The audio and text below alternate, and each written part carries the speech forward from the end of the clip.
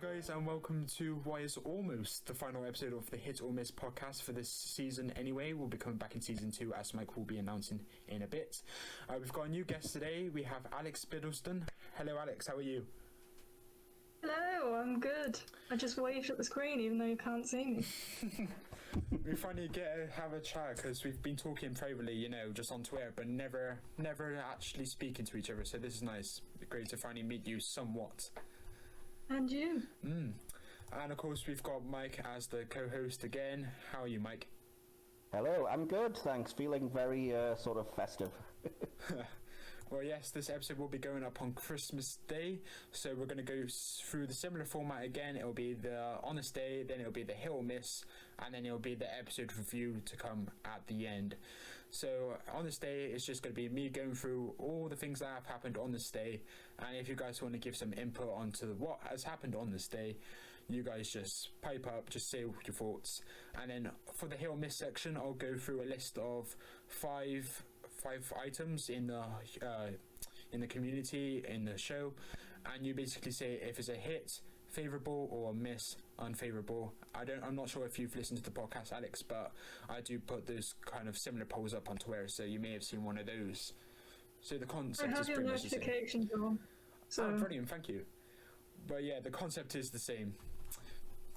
Thanks for having your notifications on. That's awesome. I didn't know. Right, the On This Day section. On This Day section. The Daleks' Master Plan, The Feast of Stephen, premiered in 1965. I've not seen it. It's one of the stories Really? I haven't seen it. This is no. Like, what are your thoughts? Because this is also on the Hit or Miss section, but since neither of us have seen it, we may as well just conk it out now. What are your thoughts, Mike? My thoughts. It's fun. It's got absolutely nothing to do with the Daleks' master plan. So it's kind of weird how it literally stops the action. Does a Christmas run around sort of comedy romp and then resumes the next week. So yeah. Correct me if I'm wrong, but this is a missing episode. I can't remember. I don't recall. If it is, then I've watched it on Recon because it's all in my mind as if I've watched it. But I haven't seen the reconstruction, so that's why I haven't been able to see it. Yeah. Also on this day, of course, 25th of December, all the Christmas specials premiered, from the Christmas Invasion to Twice Upon a Time, which we'll be reviewing later. Spoiler alert. Also, Attack of the Grass premiered on the BBC Red Button in 2005. I remember that. No, neither do I. Weevil Fight No, Club. I do. Oh, do you? Okay. Yeah, I've obviously seen that. Weevil Fight Club premiered on BBC 3 in 2006. Musical Monsters premiered on BBC 1, Scotland, South Wales in 2006.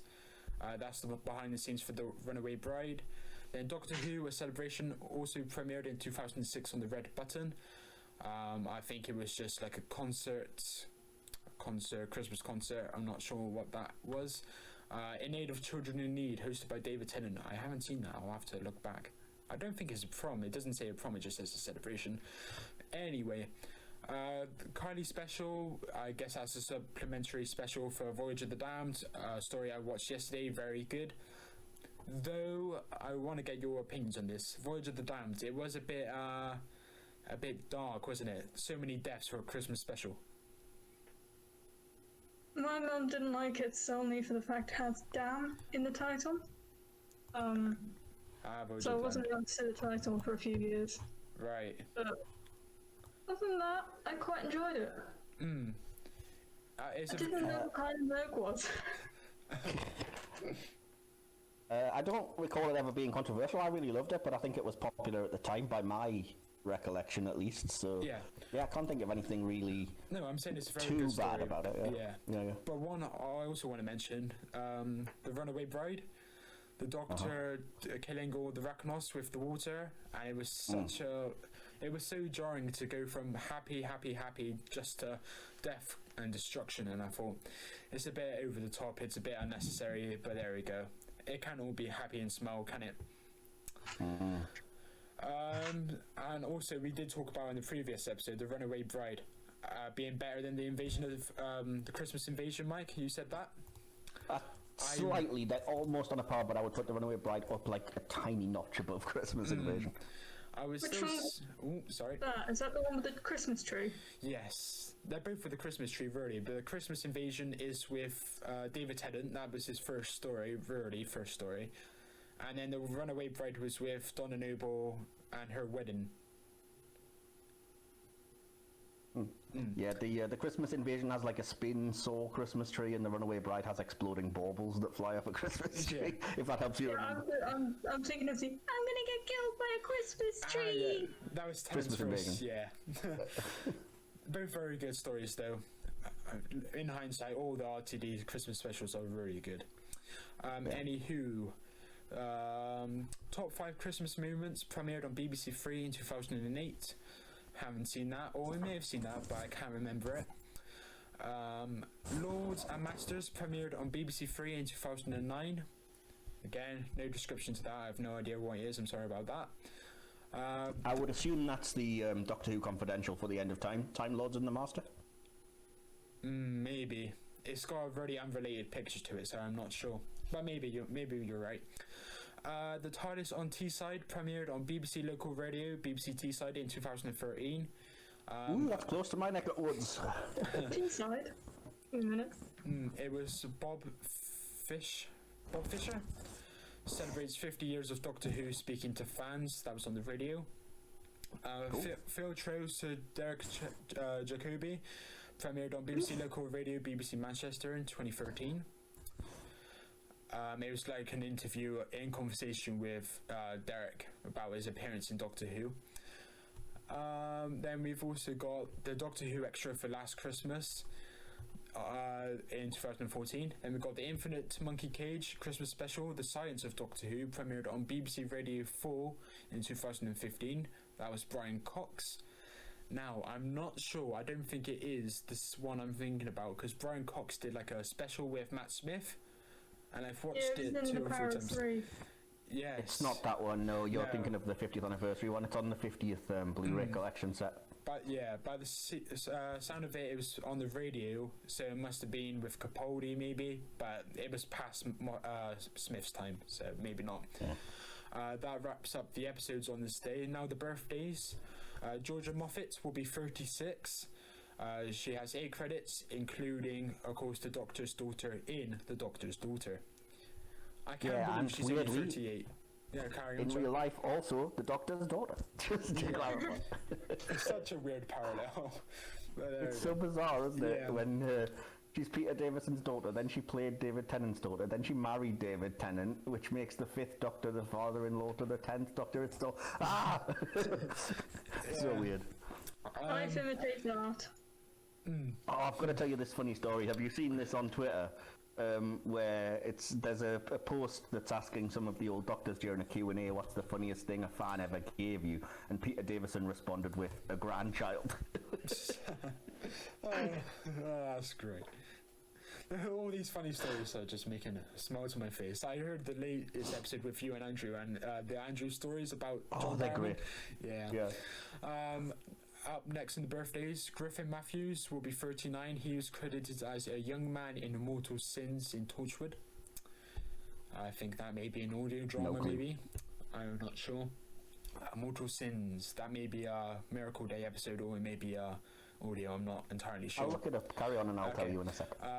Next up for the birthdays, Edward Burnham, who died in 2015, aged 98, would have been 104 on this day. He played Professor Watkins in The Invasion.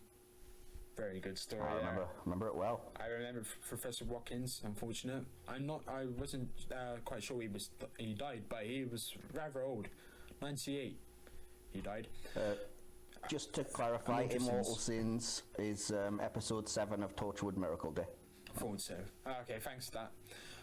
As for the deaths, on this day, Peter Fletcher died 2017. He was credited as the boom operator on Unearthly Child. And Peter Jeffrey died 1999, aged 70. 2 credits including the pilot in the Macra Terror. And Terence Dudley, final death, died at 1988, aged 69. 5 credits including the writer for Fall to Doomsday. Interesting. Just going back to the second, the one you mentioned before previous, you said the pilot in the Macra Terror. I've just watched that story and I don't recall a pilot anywhere in it, so I don't know what role that was, unless it was cut or something. Oh jeez, you're now making me Google it. Hang on. No, it's I'm sure it's fine. It's just I can't. It could be my memory, to be honest. Yeah, I can confirm that he was credited as the pilot, so I'm not sure what his role was there. But he's got the highest subcast text, so he's gonna be a important figure. So I'm not sure. Maybe his role wasn't given a name in the episode, but in the credit it was. I'm not sure. Remind me again what the chap's name was. It was Peter Jeffrey. Jeffrey. Okay, thank you. I'm gonna look it up. Okay. Because I'm really curious. Okay. It's just how my head works. But that concludes the on this day section. Now, if we're going to go on to the hit or miss section now, of course, hit or miss, favourable, unfavourable. I'm just going to get the list up now, but I can probably freestyle this because it is very easy. The first one was, of course, Feast of Stephen, but of course we haven't seen that, Alex. So, Mike, would that be a hit or a miss for you? Okay, hang on, because I have to go get my epic soundboard. Okay, this is a weird one. I will say... That is not quite at the level of a Dalek superiority, but it is still a hit. Could you hear that all right? Yeah, just about. I could hear that. Basically, what I mean is it's a soft hit. I think as a standalone episode, it's great. It's kind of fun and it's Christmas and it's a romp. But like I said, it has absolutely nothing to do with the overall serial of the Daleks master plan. It just stops the action, and I'm not talking like, I'm not exaggerating. It's literally got absolutely no bearing on the plot whatsoever, to the point that they're already talking about if they animate the Daleks master plan, they're talking about just cutting it out entirely because you can do that and you lose nothing. Yeah. So yeah, as an episode on its own, fair enough, but as the middle point of a pretty epic Doctor Who sort of serial, not that great. And apparently the Doctor breaks the third wall and actually talks to the audience at the end. Yeah. Fourth wall, yeah. A fourth wall. Yeah, I was in You'll get comments. Yeah, thanks for saving me from that. So, the on this day section, I'll go with Alex first. You can just say hit or miss, and then we'll go to Mike, and then I'll give my opinion at the end. So, we're picking up from last episode. Alex, is Time of the Doctor a hit or a miss for you? Time of the Doctor. Is that the 11th Doctor Generation one? Yeah, that's it. Yeah. I think it's... What was the phrase Mike used before? A soft hit? Yeah. Because it's a good episode, it just feels like it's lacking something. And I'm not sure what that is, but it feels like it has some grand overall point to it, but it never quite gets the point across. Yeah, I think it just kind of tries to wrap up all the plot threads in the era, and whilst it kind of does, it goes from one to another pretty fast, and that's one of the criticisms I see, that is paced really fast and it should dwell more on certain bits, and it is very conveniently paced, and I think it would have been better as a two-parter just to get the point across, as you say, Alex. But Mike, do you want to go first before I give a hit on this? Yeah, I'll go ahead and say That is as big a hit as the Christmas lunch people just had. If only Daleks had mouths. I love the soundboard. So that's a hit for you then. Yeah, I like it. I can see all of Alex's criticisms, and I'm not belittling that at all because I can kind of see where you're coming from. But for me, it just really worked. I liked the kind of tie-in right back to... I mean, we're talking about tying the crack right back to the 11th hour, even down to tying in sort of a thing we've mentioned back to the 5 Doctors. The seal that the Doctor got being used to contact the Time Lords. I think Clara's awesome, especially in this episode. Matt Smith, of course, is brilliant. Yeah. Maybe could have lived without the whole old age makeup. But sorry. God, I love Clara. Yeah, she's great. Yeah. So yeah, I would also give it a hit. I'd give it probably an 8 out of 10. If I were to rate it, maybe a 7.5. I think I do agree with the criticisms that is a bit convenient, like Clara comes back from with the TARDIS, and then that happens to be the night that Handles dies and stuff like that. It's just very convenient, and I get the criticisms, but overall it's a pretty strong story, and I think Moffat gave Smith a pretty good ending. And of course, Smith's my favourite Doctor, so I'm going to be lenient towards this story, of course. And yeah, I do love the story. So that's 3 hits. There were 2 soft hits, but I think I did. No, Mike, you said hit, proper hit. No, I would go hard hit on that. Okay, yeah. That's the first time I've ever used that phrase. Let's never use it again. We just go solid hit, shall we say? Oh, jeez. Next up, we've got Last Christmas, which is the 12th Doctor's first Christmas special. Alex, what are your thoughts on this one? You know, I really liked this one. Ooh. It was really weird and sorry, No worries. and really kind of disjointed in areas. And I'm not a fan of Alien, but this one really worked. And it was trippy because I never knew what was the actual thing they were living through and what was the alien. But yeah, it worked for some reason. And I thought it was a really interesting experiment as to that kind of writing style, I guess. I think Mike would just echo your thoughts there. He really loves that, so... Mike, Well, okay, I'll go ahead and say... That is as big a hit as the Christmas lunch people just had. Same one. I won't play the whole thing again because I probably should have picked something different, but I just wanted to play that one more time because, I went to the trouble of recording it. Right. So, what are your thoughts, Mike? I love it. I absolutely adore it. I remember at the time loving it. I love it every time I watch it. I am a huge fan of Alien, the movie, so I appreciated the kind of reference to facehuggers and how the Cantrafari dream crabs are kind of like them. I love that it keeps you on your toes where you're not sure at any point, like, are you going to wake up and it was all kind of just a dream? It was cool. I love the sort of Christmassy idea of like, oh, was it really Santa Claus or not kind of thing, you know? I'm a sucker for any of that kind of, could it be a miracle festive ambiguity kind of thing? And again, as we've established, Clara is awesome. So it was good, A, that she's awesome in it, and B, that she stayed. And you did say in the previous episode that this is your favourite Christmas special, Mike. Yeah, of the ones that aired on sort of from the Christmas Invasion to Twice Upon a Time, I think it probably is.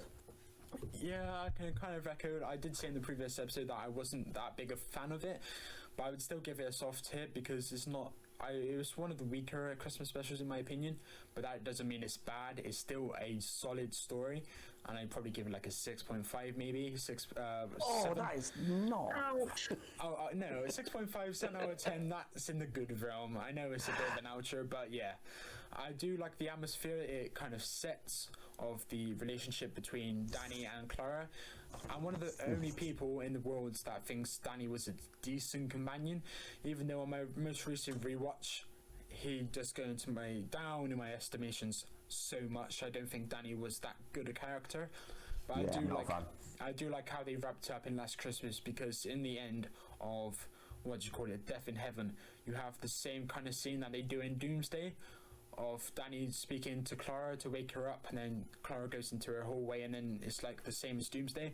And I just think it's a bit of a rip-off. It's not a great ending for Danny, which wasn't a really good character anyway. But Last Christmas, like I said, the atmosphere, the jars, and then you have the ending where the Doctor says, "Don't worry about it, will you come back to the TARDIS with me?" And she says yes, and it was such a nice ending. But also the atmosphere when the alien creature escapes from the glass. Kind of the Doctor and all the gang are in the observation room, and they're talking about like the alien references and whatnot, and then they realise that this alien can escape by using telepathic waves or something, and then it does, and then Clara goes to get it, and then it's out, and then she kind of goes into a memory trance using that, and it was such a great script. It was a great script, but you make it sound really confusing when you spell it out like that. Yeah. I'm going to have to rewatch it. It's about 6 episodes on my rewatch away, so yeah, I'm looking forward to it. I wanted to mention as well, I really should have, that I absolutely adore Faye Marseille as Shona. She's the top of my list of people who should have been a companion. and I get the sense that she probably would have been if Jenna had left. She would have been the companion for series 9. But I think she's awesome in this episode. Everything from kind of trying to distract herself by kind of dancing along the horror of the creatures while sort of dancing to Slade, to sort of the little Christmas list of things that's, you know, it's very relatable for a geek like me, the list of like things she's doing. And interesting, fun little Easter egg, one of the things on her list is that she's doing a big Game of Thrones watch, and about a year later she was cast in Game of Thrones. Awesome. So she's an accomplished actress then? Oh yeah. She's also from relatively local. I think she's from Teesside, so she's also kind of from near my neck of the woods. Nice. Let's continue now on to the Husbands of River Song. Alex, what are your thoughts on this one? Yes. What, is this me? Yeah, this is Yeah. Sorry. No worries. Yeah, I really love this one. It's my second favourite after The Snowman, and that's a really unpopular opinion, but whatever, it's out there now. Because it's really funny, and it feels like one of the more fun ones where they just got to, you know, goof around and have fun with it. It doesn't take itself too seriously, I don't think, because, yeah, you've got Hydroflax, but he doesn't really do much. It's his suits that do the stuff. Yeah. And even then they don't do much. So there's no real threat there, and they just get to have fun with it. And I really, really like that. Because the way I interpret it, the real threat of the episode was the actual spaceship crashing into the planet below. But even then, that wasn't played upon until like the final 20 or so minutes. But the line that sticks out for me is where River uses her archaeology kind of job, and she says, I know the reason why the ship goes down. I dug you up. That line was so great, and it's just... I'm an archaeologist from 4 million years in the future or something. I dug you up. That was such a great line, and it kind of just represents her character so I love River. Alex Kingston put in a great performance. And as a fun fact, I would chuck out there, what do you call her? The person in Titanic, Kate Winslet, she was actually meant to be playing River Song. I'm glad she didn't, because Alex Kingston fit into the role perfectly, but Kate Winslet in the River Song, I cannot see that at all. Mike, are you still there? That's because she had a connection to Russell T Davies, because she starred in one of his kids shows, and obviously the first River episode was Silence in the Library, so we almost cast her. Yeah. Kate Winslet was in Silence in the Library? No, she almost was River in that episode, but in the end she didn't do it, and Alex Kingston got the part. Yeah. Just to wrap up my thoughts, I'd give it a hit, a strong hit. I especially like the ending about the evening being about however many years long. Such a nice ending, and it kind of just wraps up her story. Okay. I'll just jump in and go for it. Okay. I'll just say, absolutely fantastic. I like it. I think it's another one where I almost went soft hit with it, but in the end, it's saved by the fact that it's not really about anything other than the kind of the Doctor and River and their relationship and giving it the coda that it deserved. And the end, the sort of last 10 minutes or so, just elevate the episode to a huge level. So yeah, I don't think the threats really are all that impressive, but that's not really the point. So yeah, there's threats there for the sake of threats. Just so you have something. Yeah, exactly. I think that's similar for Twice Upon a Time, which we'll get onto, but I won't spoil my thoughts. Ignore that. And next up, we've got the return of Dr. Mysterio. Alex, what are your thoughts? Yeah, so I haven't actually watched that one in full, but I've seen clips of it, so I've done my best. Maybe I have. I don't know. Either way, it's interesting to see them go down the route of, oh hey look, superhero. Because Doctor Who's never been about that. It's always been about the Doctor being the superhero in air bracket quotes. Yeah. And it kind of like humans being the real heroes. Or villains, as it would be. But I liked it, but the fact that there was a superhero kind of put me off it. So, because again, that's not what Doctor Who's about, and it just felt strange to put that in there. Yeah, cheesy, I think the word you're looking for. It was a bit cheesy, just like Americanized, maybe. Mike, before I go on to rant about this episode, what are your thoughts? You already know my thoughts, but I'll just clarify. Well, yes. Kick. This is an episode. This is an episode that I think was. It was almost like it was invented by a committee to specifically target me, because I'm a huge comic book nerd and everything. So I am that kind of kid with all of the Marvel comics and stuff. And I appreciated that they did the superhero thing, but tried to give it a sci-fi explanation. And I'll never forget that one moment at the end of the episode, which is just beautiful, which is when she tells the chapter sort of, well, put on your superhero disguise, and he sort of puts on the superhero thing, and she's like, no, your actual hero disguise, and puts his glasses back on. And it's kind of, it's always what's appealed to me about superheroes, sort of, it's why I find Clark Kent infinitely more interesting than Superman.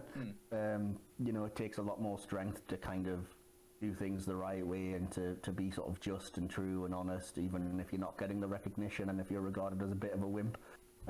So that's why the episode spoke to me, I think. I feel like he's supposed to be Clark Kent. Oh yeah, completely, yeah. So it would be a soft hit for you, Mike? No, just complete it. Oh, you said yes, ticks. So, yeah, I thought it was just going to be soft hit, but yeah. I'd give it a hit as well. I do remember the criticisms at the time, because you got to remember this was in between Series 9 and Series 10, and of course there was a gap year, so this was the only episode to air this year. I think it was 2016. Yeah, 2016. But wasn't that the year that we did have Class leading up to it, so we had a full series of that beforehand, I think. But this Rest in peace, Class. Yeah, great show. Well, debatable. But the Return of Oh yeah, Doctor it's Mysterio. audio, hasn't it? Yeah, it's been continued with Big Finish. But as for the Return of Doctor Mysterio, I do remember the complaints that it was a bit boring, and I thought... No. I do disagree, because I do like the episode a lot, and I mean a lot. And when I said about a rant, I'm not going to go on a rant. I'm going to praise it, because it was a good episode. And although the superhero element was a bit cheesy, I must admit, the fact that they played it so human, so like the difference between the actual human and also the superhero, and this guy has to fit in real life with his crush or whatever, and also the kid, and also his superhero life. It was a great dynamic. And also the moment that sticks out for me is where the woman, I can't remember her name, I'm sorry, but she Lucy, she questions the bloke. I'm not sure the bloke's name either. Grant. Yes. Lucy questions Grant, and then the Doctor's kind of behind Lucy, and then he's just kind of mouthing what to say, and it was such an awkward moment. And then Grant is I love that scene. soaked in water, and she is just like, why are you wet? And it's like, I was in the shower or something like that, and it was so funny. But yeah, funny moments, but in terms of the superhero, I wish they didn't do it, but yeah. It was fine. It was harmless. To be fair, it's no less cheesy than any time Doctor Who's attempted to do vampires or... I mean, there's an episode with a werewolf, for crying out loud. True. Yeah, but that was darker, and it had a bit more point to it. Yeah. Agree to disagree, respectfully. I think that was... fine. I think Doctor Who's at its best when it's talking about the nature of heroism and doing it even... Man, it's not easy. Okay, wow. That was so controversial that I knocked both of you guys out, apparently. You went really staticky. Yeah, I think it was my fault because I kind of opened Discord on another window, so it kind of disconnected me, and whenever I disconnect with the recording, he also goes out a bit, so then I had to rejoin twice. But yeah. Oh, now I can't hear you at all. I'm not saying anything. I am now. Hello, I'm here. Yeah, we were quiet. Oh, cool. My audio output on OBS kind of went dead, and I thought, oh no, they've completely gone. No, it's working fine.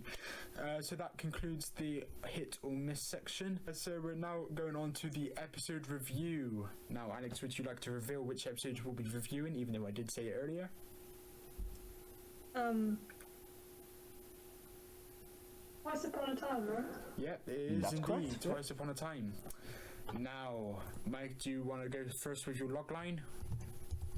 Okay, just bear with me 1 second. I have 2 log lines. So I'll give you the first one first of all, because I'm really impressed with it, so I'll see what you guys think. Okay. The first one I've got is an uplifting new tale about the power of hope in humanity's darkest hours. Twice Upon a Time marks the end of an era, but as the Doctor must face his past to decide his future, his journey is only just beginning. How impressive was that? Wow. I am Can on you the That edge of sounds my like seat. a very professional synopsis. Could you believe I wrote that? Can you? He likes to Sorry? flex his literature GCSE on No, us. no, I'm taking the mic. That's literally from the back of the Blu-ray box. I just copied it because I thought it sounded interesting. Oh dear. It is a good one. They do always have good summaries. Yeah, I will give you my official one, which I did write if you want. Sorry, I was just playing a joke. I have said, an emotional, resonant episode with even more personal significance to me, but powerful enough anyway. A love letter to everything that's come before and a perfect goodbye to Moffat, with some of the most beautiful sentiments and lines of dialogue in the show's history, particularly in the closing moments. Lovely. Alex, do you have a logline or any summary thoughts without going too spoilery before we get into the chronological notes? Yeah, I didn't write a summary, That's fair enough. I did. It's a bit of an unusual episode. It covers an interesting and relevant topic. Kinda, it's relevant at the time. And quite a touching episode with a very beautiful song on the 12. Yeah, completely agree with that. We'll get into that, of course, at near the end. As for my summary, I put this is a story that is better on this rewatch than in the past. Capaldi is on top form, as is Moffat, mostly, and the music is, for the most part, brilliant. Gold shows some cool to end his composing tenure for the show. What a loss he was to the show, may I add. There are some elements I don't particularly like, but they don't add to my score too much. Overall, this is a pretty strong story, and I do have criticisms that I will get into, but most of my notes are very, very positive. So without further ado, I think we should jump straight into the notes. What's up, Mike? Are you prepared for me to answer back all of your criticisms? Because I have rebuttals to most of the ones that are commonly doing the rounds. I think you're thinking I'm going to criticize certain elements, but I'm not. I'm going to defend. Like I saw you tweet yesterday, I'm going to defend some of them. But I've only got 1 or 2 criticisms, and I'll get to them. There's one about a character, and then there's one about the actual threat. So I'll be interested to see what you have to say about that. But I've got a handful of notes about the pre-title sequence. So of course, Alex, I'll just go through my notes, and Mike will just jump in at any time he wants, just to say if I've jumped over something that he wants to mention. Well, why don't we just go scene by scene? You can say your thoughts first, and then we'll chime in if we. Yeah. And if you have anything to say, because I know you don't have notes, you're freestyling, just jump in and then give me your thoughts, of course. Okay? Will do. Sweet. So I have put, to begin with the 10th planet, to transition into the reconstruction and the continuation was a really nice touch. It was a similar start to the 5 Doctors, of course, with the throwback to the first Doctor, then we go into like the most recent Doctors kind of thing. But like I said, the 10th planet, starting with that, and then transition into David Bradley's incarnation, and then it was all, I say incarnation like it was a different Doctor, no, like portrayal, I mean, of course. I also put, I wasn't very keen on the actors who played Ben and Polly. I didn't quite get their names, but they didn't have much to do, thankfully, because I don't think they were that good. I put the use of text to showcase that both Doctors didn't want to regenerate was nice and whimsical. Was the word I used. Of course, it's like Christmassy, the text. Twice Upon a Time, I think that's also in the end of Doctor Force, maybe, I'm not quite sure. Oh no, it was in the Husbands of River Song, actually. It was the text that said, and they lived happily ever after. It's kind of one of those like Disney endings, and there's the text, and it was so nice, and like the way I used whimsical, I meant Christmassy. I also said, when Capaldi got serious just before the snowflakes stop, the Capaldi engine, as I describe it, gets going, and the little segment that Capaldi, the Capaldi builds up his anger about the First Doctor not regenerating, he acted his socks off. But as well as that, the atmosphere became more blue, and the Doctor realised the trouble. I put it's a nice bit of colour grading there. Now, that's a free title sequence. I appear to be the only one talking. Mike, are you there? Yeah, hi, I'm here. I just didn't want to interrupt you. I didn't want to talk over you, so I was just letting you get your thoughts out. Okay. That was a free title sequence, so whatever you want to say. Yeah, well, I have very similar type things. Did you want to go first, though, Alex? I just wanted to say I think they missed a trick with not calling it 12th night. I heard that Oh, they were yeah, maybe that would have been calling cool. it that. Or it may be just a fan speculation thing, or it may actually be canon that they were actually going to think about calling it that, but I've seen that around, yeah. That would have been a nice Yeah, touch. I have seen, on a similar note as well, talking about sort of titles that would have been awesome that never got used. There was a time when The Waters of Mars was going to be the Christmas special for the Tennant specials, and it was going to be called Red Christmas, which I think would have been awesome. I still don't know how they Is would have that done because that. of Mars? Yeah, Red Planet and all that, yeah. Yeah, okay. I still don't know how they would have done that. Maybe just a Christmas tree in there, because that's such a dark. They've already special. said you can have a look and see what they would have done. They've said that what they eventually used as the robot would have had like Christmas decorations on it and would have been going around decorating the base and stuff. But obviously you can kind of tell the end it's got snow and kind of everything in it, so there's almost some Christmassy elements. Yeah, the bit with Adelaide before she, Yeah. that was pretty Christmassy, that bit. Yeah. Yeah, I do love The Waters of Mars. I think we actually talked about it in a previous episode. I do like the ending. Wow. I don't like the ending, of course, because it was a bit dark, but the way the Doctor kind of just pulls himself back and then he sees the Ood that links into the end of time is a very good end. But of course, It also. Sorry, Alex? Sorry, go ahead, Alex. Time Lord Victorious. Yeah. I was just going to say, yeah, it leads directly into the Time Lord Victorious arc and everything as well, since that's where it all takes place for the 10th Doctor, is between Waters of Mars and the end of time. Interesting. For me. Good stuff.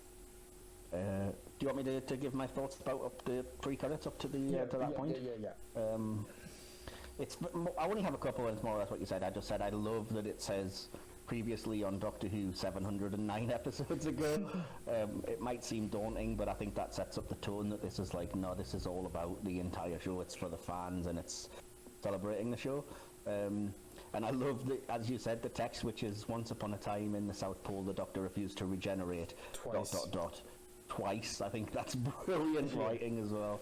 I liked the clever use of the 10th planet and the way that it cleverly fades into from William Hartnell into David Bradley, so that it's easier for you to transition and sort of like, wow, it's the same guy kind of thing. And even sort of changing the aspect ratio and changing from black and white to colour, which they do again when the first Doctor goes back and it shows the regeneration. That's just really good. I think the way Talalay directs the vistas and the visuals are gorgeous, especially because they're in the South Pole at Christmas, so obviously you get snow and stuff. And I know it's not literally this, but you get something that looks a lot like the Aurora Borealis, kind of a starlight pattern and everything behind them, so I think it looks great. And obviously the difficult kind of special effect of having the snow frozen mid-air must have been an absolute nightmare for them, but it looks amazing. Absolutely. I always thought the Aurora Borealis was like meant to symbolise the regeneration. Oh, very probably. That never even occurred to me, but yeah, that makes sense. Yeah, I still don't know Because how they they're edited both that. similar light displays. Yeah. Sorry, what? I was just saying, I still don't know how they edited that together, the snow stopping and then the actors just continue. I'm still amazed. It's not easy from all accounts, yeah. Yeah, because I think the 12th Doctor kind of flicks one, then it goes out of screen, then it comes back. And then I know how that can be easily done, but the actual sequence of where it stops, that must have been so difficult. So yeah, whoever did that. It's not just that. The hardest part is having it in the same place and remain rigid when you're filming like the action and the actors moving and stuff. Yeah. It's an absolute nightmare from what I've seen of like computer generated effects and stuff to be able to do that, which is probably why they immediately went to the TARDIS. So, I can't do this for very long. So. So after the pre-title sequence and of course the title sequence, I put where it then introduced the Moffat's friends. I mean, small soldiers, Gators and Whithouse. They come back. As you've said, it's Moffat's writing team facing off against each other, isn't it? Yeah. For his last episode. Yeah, I just have to say the way this was filmed was superb. The scenes in the Arctic and also the battlefield, and also wherever else we went in the episode, the actual direction was spectacular. It looked amazing. The set design, everything. I shut that in. I agree. I also put doing the same scene from the two people's perspective, namely the First Doctor and also the Captain. I did think it was a bit unnecessary, but it was a nice and a different creative decision. But it did take up an extra minute of what is a 58-minute episode. So it does take like I know it's 1/58th of a proportion of an episode, but 1/58th of a proportion of an episode is a long time.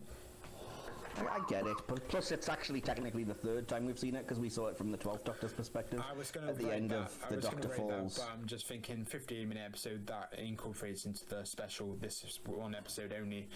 But yeah, three perspectives, a bit unnecessary, but there we go. I put the scenes of him walking through the snow and rubbing his eyes felt unnecessary, but still I liked it. I put the scene where they entered the TARDIS is superb. I remember when they uploaded the scene as a preview to the episode to get the hype up all those years ago, and it was such an exciting moment when it was uploaded. And of course, when I rewatched it this morning, actually, it's still a really nice moment. And in the TARDIS, I put when the Captain's character said, "What do you mean World War One?" That's of course a reference to the soldiers calling it the Great War, since they had only anticipated the one war.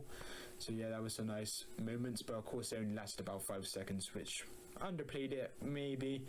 But yeah, there's a nice bit of dialogue in there. Okay. Any thoughts? Because I am going ahead a bit. No, I told you I don't have a ton of notes anyway, so you've only jumped over like 3 or 4 of my things. And just to be so clear, I'll go guys, I've got 130 notes, so I'm just gonna crack through them. But you said 120. Well, I've got 130. Yeah, I may have mistyped, but yeah, definitely 130. Alex, is there anything else you would like to add before we get into the next one? I think it's quite nice how Moffat brought back his Sherlock showrunner with him for the final episode. Because obviously Gatiss left with him. Which is sad, because I watched the Gatiss episode in Jodie Zero. I remember there being quite... there was a general groan when it got to the Gatiss episode of each series. It was like, oh god, it's a Gatiss episode, here we go. I do think this latest era misses that familiarity. Of course, bringing none of the show, like the writers back. I think that was a misstep, especially in Series 11. But Series 12 kind of composed itself again, and it's more critically acclaimed. But I still think Gatiss, I think he could have added more to this era, the current era, if he had returned. But not just Gatiss, also like Whitehouse, who was also in this episode. Oh, Whitehouse. Yeah, Whitehouse, yeah. Yeah, that's Under the first the flood, man. No, hang on, before the flood. Yeah. Under the lake. Under the lake, yeah. That's such a great two-parter. I only ever think of him as being the showrunner for Being Human because it's a fantastic series, and I really wanted him to be the showrunner for Doctor Who, and I think both him and Gatiss would be fantastic future showrunners and probably both better than Chibnall. Yeah, no offense. I would prefer Whitehouse. What's that? Sorry, what was that, Alex? I'm not sure about Gatiss. Warehouse would, but Gatiss doesn't strike me as a magnificent. Agreed. I feel like he'd be better as a showrunner than an individual episode writer because he likes Doctor Who and he's a huge kind of fan. I think if Gatiss so if you was could to maybe come convince back, him to... I think if Gatiss was to come back, Tweet he would him, bring Moffat tweet with him. him. No. But I Do think, they still have their account? Tweet them. yeah, tweet them. They do have Twitter, I believe, so yeah, we could. Especially Whitehouse. Yeah, because, definitely Mark Gatiss does, yeah. Yeah, and Whitehouse does. Oh yeah, as well. Gatiss is actually joining the tweet along for The Unquiet Dead next Saturday, so he definitely does. Oh, Does nice. Steven still have a temporary account? Yeah, there's the temporary account. Only for the tweet-alongs. Yeah, he doesn't really do it otherwise. Yeah. Oh, First of all, let me say, because you've mentioned him, that I think Gatiss is brilliant in this episode. I think his acting is fantastic, which surprised me because I thought he was terrible in the Lazarus Experiment. I thought he was a terrible Yeah, B I movie disagree. actor type acting. No. Yet in this one, I think he's fantastic. Yeah. So yeah, but I would also say it wasn't necessary, but I like that Moffat kind of wrote in the explanation for why the first Doctor's face looks different. It's all over It's the something we place, never yeah. got in the Five Doctors, and to kind of say, "Oh, your face is all over because you're regenerating." It's a nice little nod. It was cool to hear the first Doctor think that the Time Lords had come, and again to sort of talking about how it's all love letters to the past of the show. The Doctor getting excited at the first Doctor referring to the TARDIS as the ship, I think was a cool moment. On entering the TARDIS, it's interesting that Talalay shows the camera becoming very disoriented, to sort of mimic the point of view of the captain, who's baffled by this whole "it's bigger inside," and the first Doctor, who just kind of doesn't understand what the heck's going on because it looks so different. And the last, I have a couple more. The other note that I've made is there's an Easter egg in this scene that's so absolutely between just the production staff that you couldn't possibly know it, but it's mentioned in the target or novelization of the episode, which is that the captain, Archie, holds up a VHS videotape when the two Doctors are talking, and apparently that's got written on it the Daleks master plan.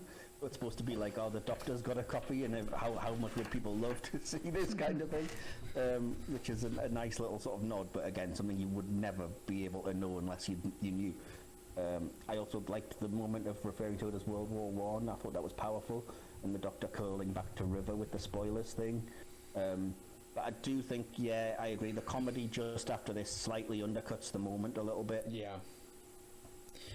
And also, I don't think you mentioned it. It also gives an explanation to why the First Doctor and the 12th Doctor are able to hold off their regenerations, because it kind of makes it canon, so to speak. Because I don't State think of grace, yeah. it's been like covered in previous episodes that the Doctor is regenerating, but he doesn't need to change his face to actually regenerate. He kind of just repairs himself before he actually changes.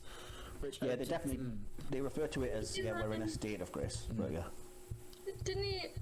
Wasn't there that regeneration in the 10th Doctor with Saxon? yeah. There was that regeneration then. So yeah, we already knew that. But the thing is, with I think he was talking to Wilf, and he says, he kind of describes regeneration as being, you feel like you're about to die, or that may be actually Whittaker's Doctor, but it's like, everything I know. The Tennant said, everything I am dies when I change. But then, Whittaker, which was actually the quote I was thinking about, it's like, you feel like you're about to die, but then you just wake up completely changed. And I think it was the first time, the state of grace, as Meg said, I think this is actually the first time that you can establish that you can like just repair yourself before the actual change, because of course the Christmas invasion touches upon it, but that's 15 hours after regeneration. But I haven't seen anything to say before regeneration you can just change or heal yourself. It had kind of done that already twice, though, because it happened with Tennant at the end of time, because as you pointed out, he should have been wrecked, falling from a great height and having damage and stuff, but he heals it before going on his tour of past companions, which also hints to having time. And then Matt Smith does the same, because he's an old man on Trenzalore and then goes back to his original appearance. So there was kind of hints of that, but I think it's the first time he was like, oh, we'll just say there's a period so that you can do what you want in between regeneration, if you like. You'd probably call that a grace period. Grace period. Yeah, it's weird. But I also, it's really subtle as well, but I like that in the scene they reference that the 12th Doctor doesn't remember the first Doctor refusing to regenerate, because I didn't pick that up the first time I watched it. I may have just completely threw over that joke, or may have just misinterpreted. The grace period, grace being a future companion. I'm not sure if that was meant to be a joke or not, but there we go. Oh no, it's Oh, cool. Grace period is in a period of time. Yes, grace period of the regeneration. I Yeah. think it's more of a writing in joke where it's just like, look, if you want to write a story in the middle of a regeneration, there's a period of grace now that you can just shove it in. So, That's armor. exactly. My next line was the line where the doctor says there were a couple of false starts in terms of regenerations was funny, and it continues the digs in these anniversary specials to the former doctors. Like the oh, someone's just dropped out there. We've lost the bot. Oh, That was no. Craig. Well, Told you he's a freaking nightmare. we still got the recording, so it's still fine. We got OBS. Okay. I also put the We still going? Yeah, Yeah, we're I've good. got OBS. I put the sexism thing that a lot of people criticise. I think it was handled okay, and it was no different to what was in the Five Doctors, which, judging by the fan leaderboard, which we'll get onto later, is a fan favourite. So, in my opinion, if you like the Five Doctors, despite it handling sexism in the same way as this episode, you cannot possibly hate this episode for the same reason if you do like the Five Doctors.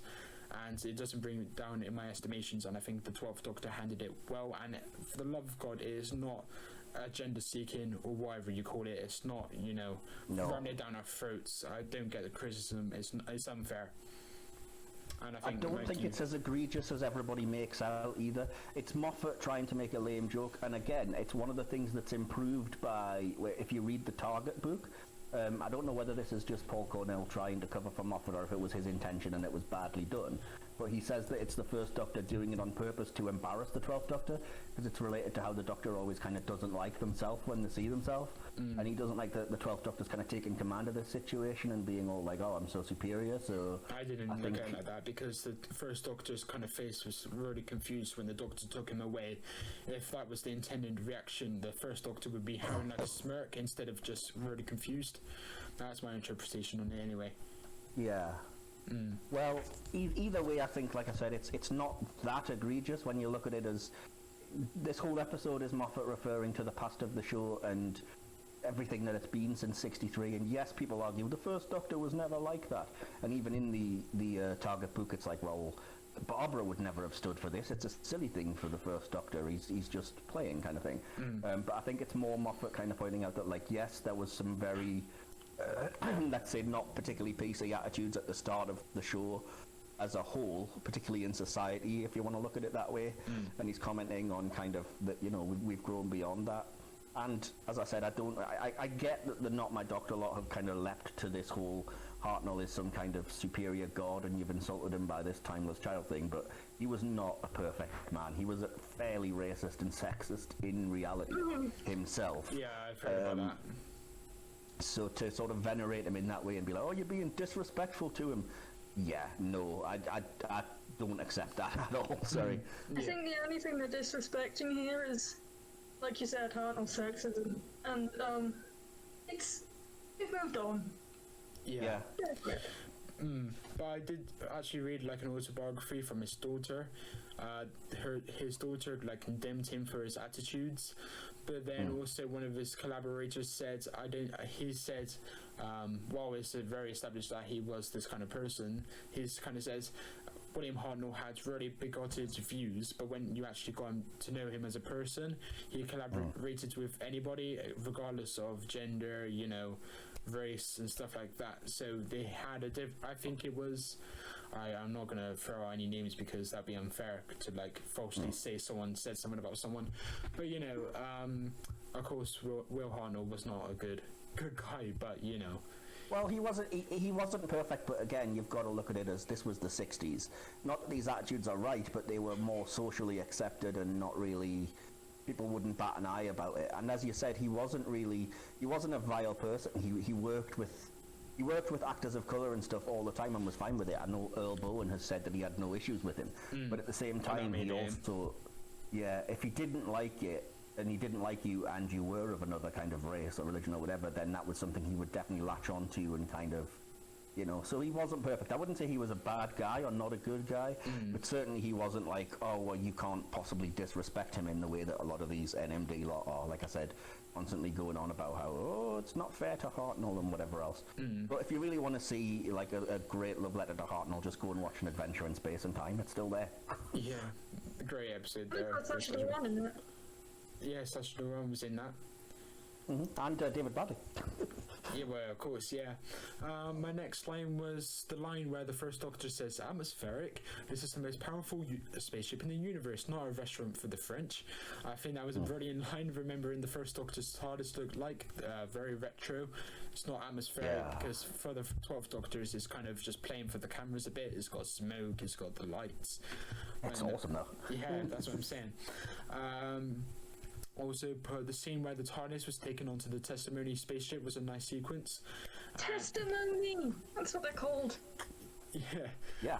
Or they're called grass people in my notes. And I put they're not running around everywhere. It was just the Doctor's inability to use the controls was a nice change to what would have been seen in another era of the show. You know, in like Lieutenant Smith eras, if that was the same sequence, it would probably be crashing around everywhere, like in the Flesh Department in Series 6, where it's just crazy when the TARDIS is out of control. But no, they're just standing there, maybe because they're older actors, maybe, but... It's not out of control, though, is it? It's being kind of lifted by the crane. But that's the point. If it was in a different era, it probably would be a bit more over-exaggerated, but I'm saying it's a nice change that they just couldn't control the TARDIS. They couldn't control Smith either, so... that probably had something to do with it. Yeah. I love Smith. The next up, we've got Bill Potts, the return of Bill Potts. I put, was it necessary? No. Did it add extra layer to the story? Yes, it added a bit of grief. So go for it. I have a story about that in terms of, I don't know if you guys know this, but she wasn't actually supposed to be in the episode. We know the story about how Moffat wasn't going to write this episode at all, and the Dr. Fall would have been his last. But then he decided to make a Christmas special so that they didn't lose the Christmas slot. Let's not get into that again, because Chibnall just apparently flung feces at that idea anyway. But yeah, so when he started writing this episode, he didn't have Bill being a part of it. And he says that as he was writing it, he just realised that he needed somebody to have the 12th Doctor bounce off, and he was like, I just can't not write Bill in these scenes. She's in my head. I've got to come up with some kind of way to do it, because he doesn't work the same way with the Captain or even with the First Doctor. So he was like, it didn't make a whole ton of sense maybe, but he had to find a way to do it, and he had to find a way to give the Doctor and Bill a proper ending and to give Pearl Mackie one last episode, which I love. I do think her ending in the Dr. Falls was great, even though you do disagree. I don't like it. It was very sweet. It was a great ending, but not so much in Twice Upon a Time, in my opinion. But again, I'll get onto it later in the review. Oh, I disagree. I'll mention it later, but yeah, I think the Twice Upon a Time's perfect, but never mind. I put the First Doctor saying "speak with whom" whilst looking up, as there is a golden light shining on him, was a beautiful direction choice. I put the Doctor hugging and then scanning Bill Potts takes a full 180 of our emotions. Like when the Doctor first sees her, it puts a massive smile on our faces, but when the Doctor scans her, we're brought back to reality that she is perhaps fake, not real. I then put... I skip on a bit here, but the return of the sonic sunglasses, I strangely really like them, and they allowed for some funny interaction. Oh no, the callback to the browser history joke. Moffat loves referring to his own joke. I think this was like the third and final time he mentioned that same joke, and it was so funny. I really love them. They allow some funny interactions between the two Doctors. The First Doctor realizing that the creature was asymmetrical as opposed to the 12th Doctor, figuring that out was really clever. Made us remember he was excellent too, because of course this is Capaldi's final episode, but you've got the First Doctor, you've got to make him, you've got to add some stuff to his character as opposed to just comedy. Can I jump in here and say, because I'll probably forget otherwise, I've made a note of that, and I've said this is exactly my rebuttal to all the people that say that this episode treats the First Doctor terribly and is disrespectful and everything, because the First Doctor literally schools the 12th Doctor. He points out that, you know, maybe if you could see properly, you'd notice these things, and the First Doctor goes full Sherlock on a couple of occasions. Like, he notices that the guitar's the only thing that's being played, and he notices the asymmetrical face on the glass avatar. So it's actually incredibly respectful to the First Doctor in a lot of ways, if you look for it, instead of just going like, oh, sexism, agenda, oh, boo. We're going to get a lot of comments about this. To be clear, we are being positive about this kind of stuff. We're not, you know. Yeah, I'm being positive. I don't agree with the criticism, because I think it's incredibly reductive. Like, I'm not saying people can't have that criticism and it isn't valid, but I think that people are ignoring a heck of a lot in order to fit their own narratives in a lot of ways, and it's what people always do. This narrative develops and people adjust, people adjust the facts to fit their views instead of their views to fit the facts. And it happens far too much, and I think this episode's a sad victim of it. But like I said earlier, the Five Doctors does the exact same, and then the Five Doctors is such a popular story, and then I think if you like that episode, how can you dislike this episode? It's just... Anyway. It's Moffat. People don't like Moffat, and I'm not sure why. Exactly. I think Moffat hate is very unnecessary. I do get to him in my notes, because of course this is the final story, but I'll touch upon that later. I put the next bit where the Doctor runs down the stairs and then look back, and then he says, "I will stop you, I will stop all of you." It's such an awesome scene. I said it earlier, Capaldi knocks out of the park, and the music is chillingly beautiful. It's such a great moment, and it's like I am the Doctor moment for Capaldi. I put the Doctor of War moments where we have the throwbacks to the previous incarnations, which again was such an awesome scene, but then it was just cut down by the joke, which to be fair doesn't jar. It's actually a really nice joke. It says, to be fair, they've missed out all the jokes. Oh, I love that. I think that's speaking to again, it's the history of the show, like, and it's literally speaking to what I just said. People only care about what they think and what fits their narrative, and that's exactly what the testimony are doing. They're kind of like, oh, look, you're the Doctor of War. Look at all the fights you've been in and all the battles. And I think, it's not necessarily the best way to handle it, but to sort of add well, they've cut out all the jokes. It's like, look, there's more to a life and more to a TV show and everything than you can grab in little sound bites and edited things to prove a point. Yeah. And also, I didn't write this in my notes, but Bill's face when she sees all these previous incarnations, she's got a massive smile on her face, and I think that was such a nice little moment, yeah. Because Matt Smith kind of just rolls past her face, and then she follows it with her eyes and just smiles, and I think, that's a nice callback. It was a lovely scene. It reminds me of... You remember when in 11th Hour when what was it called? I know what you mean. I've written the same thing. I've said that it's another Moffat callback because he loves his crystal thing with massive eye. The Atraxi. But he does the same thing in the next Doctor as well. Oh no, that's not Moffat. That's Russell T Davies. But yeah, the show, let's say, does it because they have the info stamp where it just flickers through all of the past Doctors. I'm sure Moffat has done it another time as well. But yeah, definitely in the 11th Hour as it cycles through the Doctors and then ends with Matt Smith sort of walking through. Yeah, that's another nice callback from the film. The Atraxi. Kind of. Yeah. Yeah. The 11th Hour, great episode. Anyway, I put the Doctor of War. I know I said that. Next up, I remember the actors saying they had to do their own stunts on the scene where they have to jump onto the moving chains, and that it was reckless. And I can see why their faces as they jumped were fearful. It was like I paused at the right moment, and it was just Monkey was like really shocked, and then I clicked play, and then I paused it again, and you had David Bradley having a really weird face, and I thought, I can now see why, because the chains were moving really fast. You know, they looked brutal. So yeah, they had to do that. No prop stand-in people for that. And then we go to Mary Berry's TARDIS. Quite harsh with stunts and everything as well. It's not like Hollywood or Marvel, where they're like, we rehearse it millions of times, then we use props, and then stunt people, and they're just like, if he dies, he dies. Yeah, they were just thrown into it, like, go for it, and I was like, wow. I can't remember where I read Let's that. be It was clear though, either they in a weren't book- really hanging like several feet above the ground or anything. It was probably on a soundstage and the chains were like an inch above the ground. That's not true. I've seen the confidential for it, and it's genuinely pretty high, and it's genuinely really fast. So Okay, my bad, I it haven't was seen that. quite reckless, but yeah. Anyway, we then go to Mary Berry's TARDIS. I love the retro look, and the same difference when talking about this asymmetrical was very funny, a very nice moment when it kind of establishes again that they're the same person, and then 12th Doctor kind of, this is one of the moments where the 12th Doctor kind of just knocks the first Doctor off, and I can understand the criticism if it is in this particular scene. Because the first Doctor says, I said that, and then the 12th Doctor says, same difference. And while it does knock the first Doctor back a tiny bit, it was still a funny sequence, so I can kind of see It what they doesn't did. knock him back. They do the same thing later on. It's just to point out they are the same man. They do the same thing when the first Doctor says that he's afraid and he's never confessed that to anybody, and the 12th Doctor says, well, if it's worth anything, you still haven't.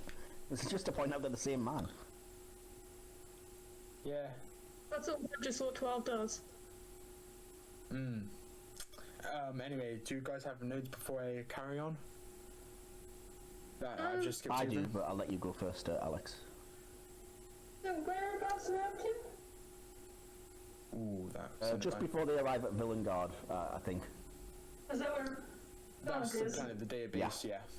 I don't know if this one's a bit after the Dalek.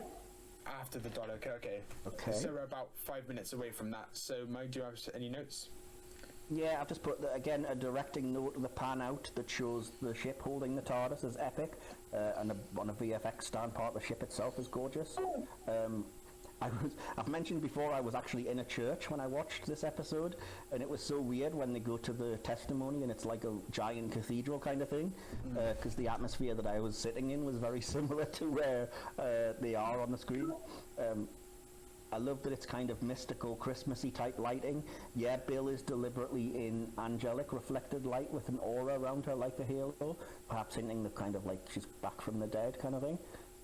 I didn't notice this until this recent rewatch, and it might just be me, but it seems like when they first go to where the glass avatar gets created, all you see is what looks like Christmas lights.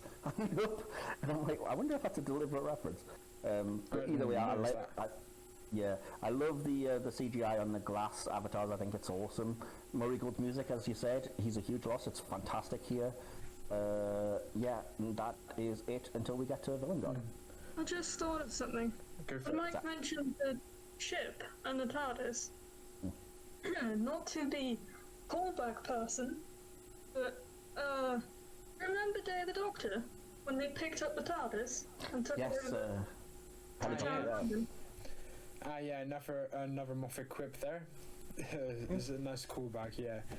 And the thing is, I think Mike also mentioned it, the scene where it kind of zooms out or like pans in or something like that, and where the TARDIS is being extracted upwards is such a beautiful VFX shot. Yep. Great movement. And we then have a scene on Villengard, and the Doctors are talking about regeneration as the Doomsday theme plays in the background. I said it was a beautiful Rusty. movement. Yeah, Nice. Roast coming up. I put beautiful movement, and the first Doctor saying "I'm afraid" was very poignant. I think that's the correct word. Then Rusty comes in, and I said Rusty's shown as the Doctor gets progressively forward, so like the Doctor's very confident, and then Rusty's still exterminating around him.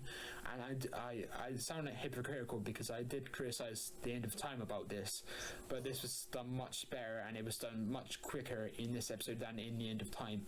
So yeah, I do think this is an awesome moment, and Capaldi quite rightly took the limelight in this episode, and as so he was fantastic. He was such a great Doctor, and of course this is the final episode is very emotional, and it just reminded me Capaldi is terrific.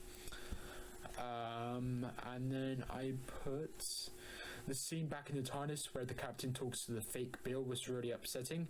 And the dynamic, like I put, "My wife will miss me" perfectly natural line sticks out for me, and I put the whole concept of a war soldier being taken out of the war to ponder on his thoughts was really interesting, and I really like how they portrayed that, especially in the TARDIS scene.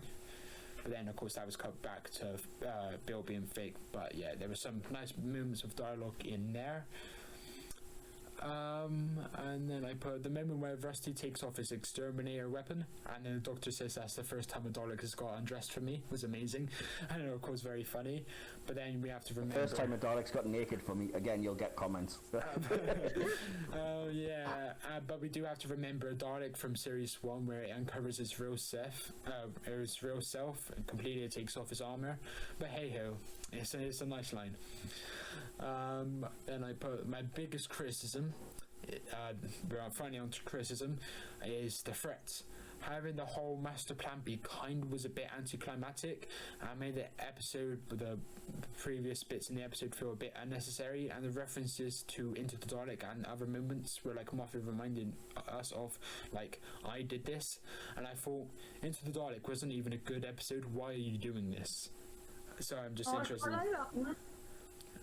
Into the Dalek is a weird one. It's not bad, but it's just not. I'd give it a 5 out of 10. It's right in the middle. It's an episode that I dislike, but I know it's popular among the fandom at large, I would say, if I had to clarify it. But I don't mind. It's a good way to get a Dalek in Moffat's last story and refer back to one of his previous ones. I just like seeing Rusty, I'm going to be honest. Yeah, exactly. Yeah. And then I put the scenes of the two TARDISes flying away from the planet was beautiful, but of course I'm skipping ahead, so I really want you guys to talk about notes and stuff. Well, first of all, I want to answer your criticism about it being anticlimactic, that there's not an enemy. The enemy of the episode is death. That's the point. Oh! Yeah, but still, I've realised that, but it's I've made the note in a previous. Like a next note, and I think it may have actually been in the summary, and I said it's as opposed to having an protagonist versus antagonist story, it was more subtle, and it just made it feel very unnecessary, the episode that kind of it resolved around, because the whole point was stopping these creatures, and then we find out using the Dalek, which it wasn't even that good of a callback in my opinion. It could have been much better. And just to have that hologram be stopped and then time's gone wobbly again, it's just a bit unnecessary, and I just think that is the biggest criticism I have. Okay, well, I'll defer to you, Alex, and then I'll give my thoughts afterwards on up to where we are now. Have we gone to the bit where the testimony revealed to be neutral? Yes, right, that bit. Exactly where we are, yeah, when they reveal that it's a woman from New Earth and where the testimony come from. So, I can say this bit. I really like the fact that they're originally perceived as villains, and that scene, like the Monster of the Week, and that scene with, Dylan, the Captain or First Doctor? Yeah, I captured the First Doctor in the end. It's probably both of them. The scene that's quite tense, and like, oh god, what are they going to do to them? And then they're revealed to be, in fact, a neutral force. Force of possible good. They're not good, they're not evil, depends whose hands are in. Yeah. And I quite like that, because it's not often that happens. In Doctor Who, anyway. Yeah, it also gives you that great line about literally the 12th Doctor saying, oh, it's not an evil plan, I don't quite know what to do when it's not an evil plan. Yeah, that was... He's quite taken back, isn't he? Yeah, I get your point, but that just feeds into my criticism that it's a bit anticlimactic. I do wish there was a bit of villainy in there, because I think that would have distracted, especially when you think of this as being its place in the series is right after the Doctor falls, where you've had an overabundance of Cybermen and violence and Bill getting converted and stuff, and this is, as we've said, Moffat wasn't going to write this, and what he's written is a coda, but when you know what it is structurally speaking, it wouldn't make sense to have them mid-regeneration fighting off like an army of Sontarans or the Daleks or something. I think that would really hurt the episode. Now that you've mentioned the everything that happened in the Doctor Falls, which no, I did not forget, I just wasn't thinking about, it makes this episode all the more poignant. Yeah.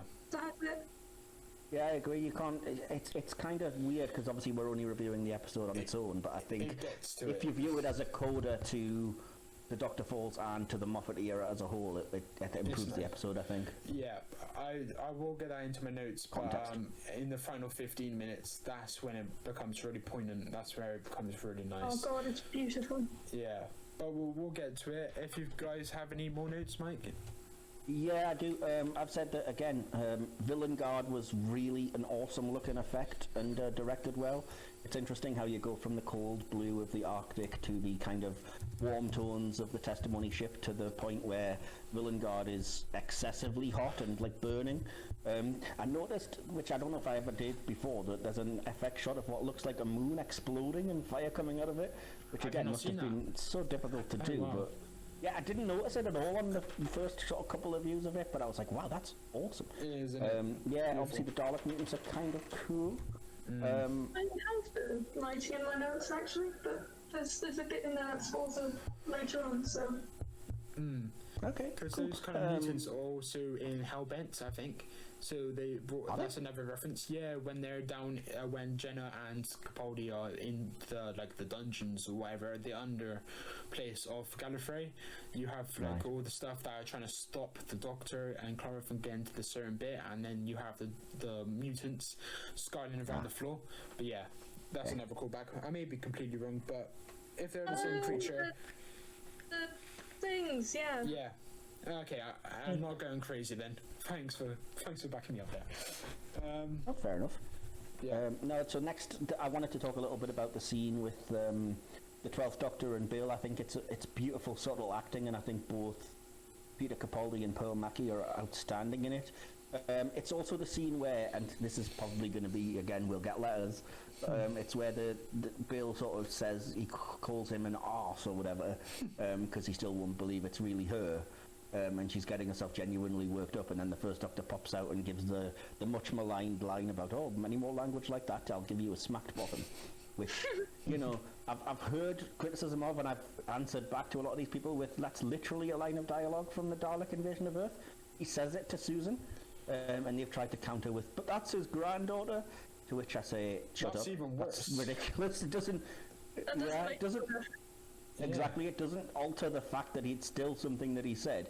But more importantly, referring to that as bad writing is, in my opinion, entirely off scope and shows the lack of these people's knowledge, because that scene exists so that you can get the follow-up scene where the 12th Doctor says, oh, can we forget it? And Bill, because she's trying to get him to accept her and genuinely getting emotional, says, no, I hope we don't forget it. I hope we can laugh about it forever for, like, moments to come and everything. And I was like, that's why that scene exists. It's not bad writing. It's actually brilliant writing. Yeah. You needed something to bond those two in that moment. Yeah. So to just wave it off as a Moffat agenda or something is stupid. Of course, because that line, it is a bit weird, but the actual sequence around it is very funny. And also the moment where the Doctor says, because I've always respected you, just pulls it down again, and it's such a nice little bit of dialogue from the Doctor. It's like Bill just ripping into the Doctor, and the Doctor's face falls and says, I've always respected you. I love that moment. Yeah. Exactly. I think, yeah, I've got a few notes, a few more for it. things, sorry. The two Doctors discussing fear in the face of death is a key theme, so that scene I think is very important. Oh shit, what happened there? Alex, Are you you okay, alright? Alex? What do I need? Oh, I sounded like you Sorry, fell off you your okay? chair. Yeah. I'm alright, don't worry. Okay, carry on. Okay, It's mate. a bit of a geeky note, but when Rusty the Dalek starts firing at Capaldi, I've put that the laser effects on the Dalek gun were brilliant, which I would never normally have noticed, except that we've noticed how bad they looked in the trailer for the New Year's Day special. So yeah, that's why that came up. Is everything alright? Yeah, I think so. Yeah, hang on. Yeah, bear with. Okay. Okay, sorry, carry on, Mike.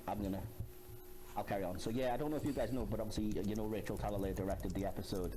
I don't know if you know that she started her career working in the behind-the-scenes production for Nightmare on Elm Street 3, and I think there's a couple of references to her horror movie background, like the fact that you see Bill move and then glass reflected on the console to show that she's not quite human is a really cool moment.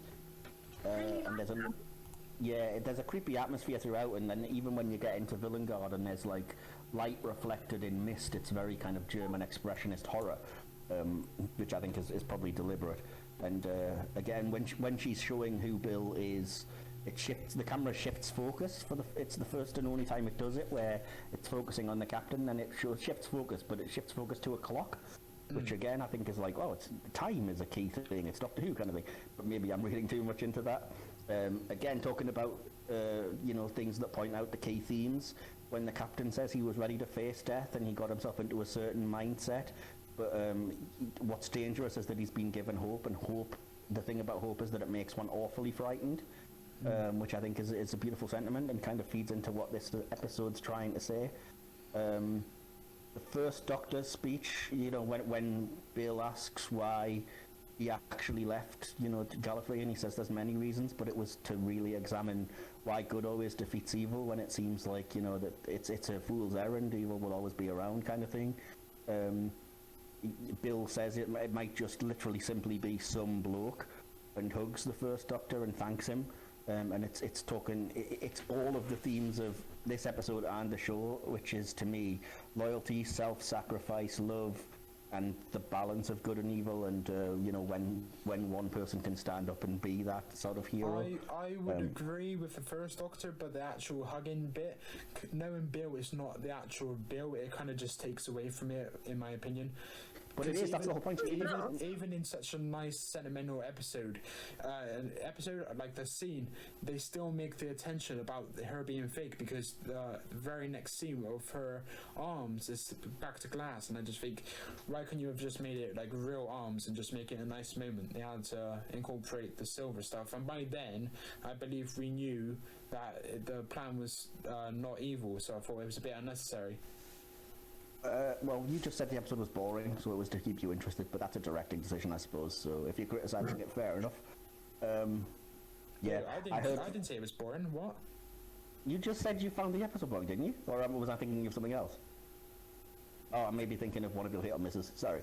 No. I think I said episode instead of moment, and I said it was a nice scene.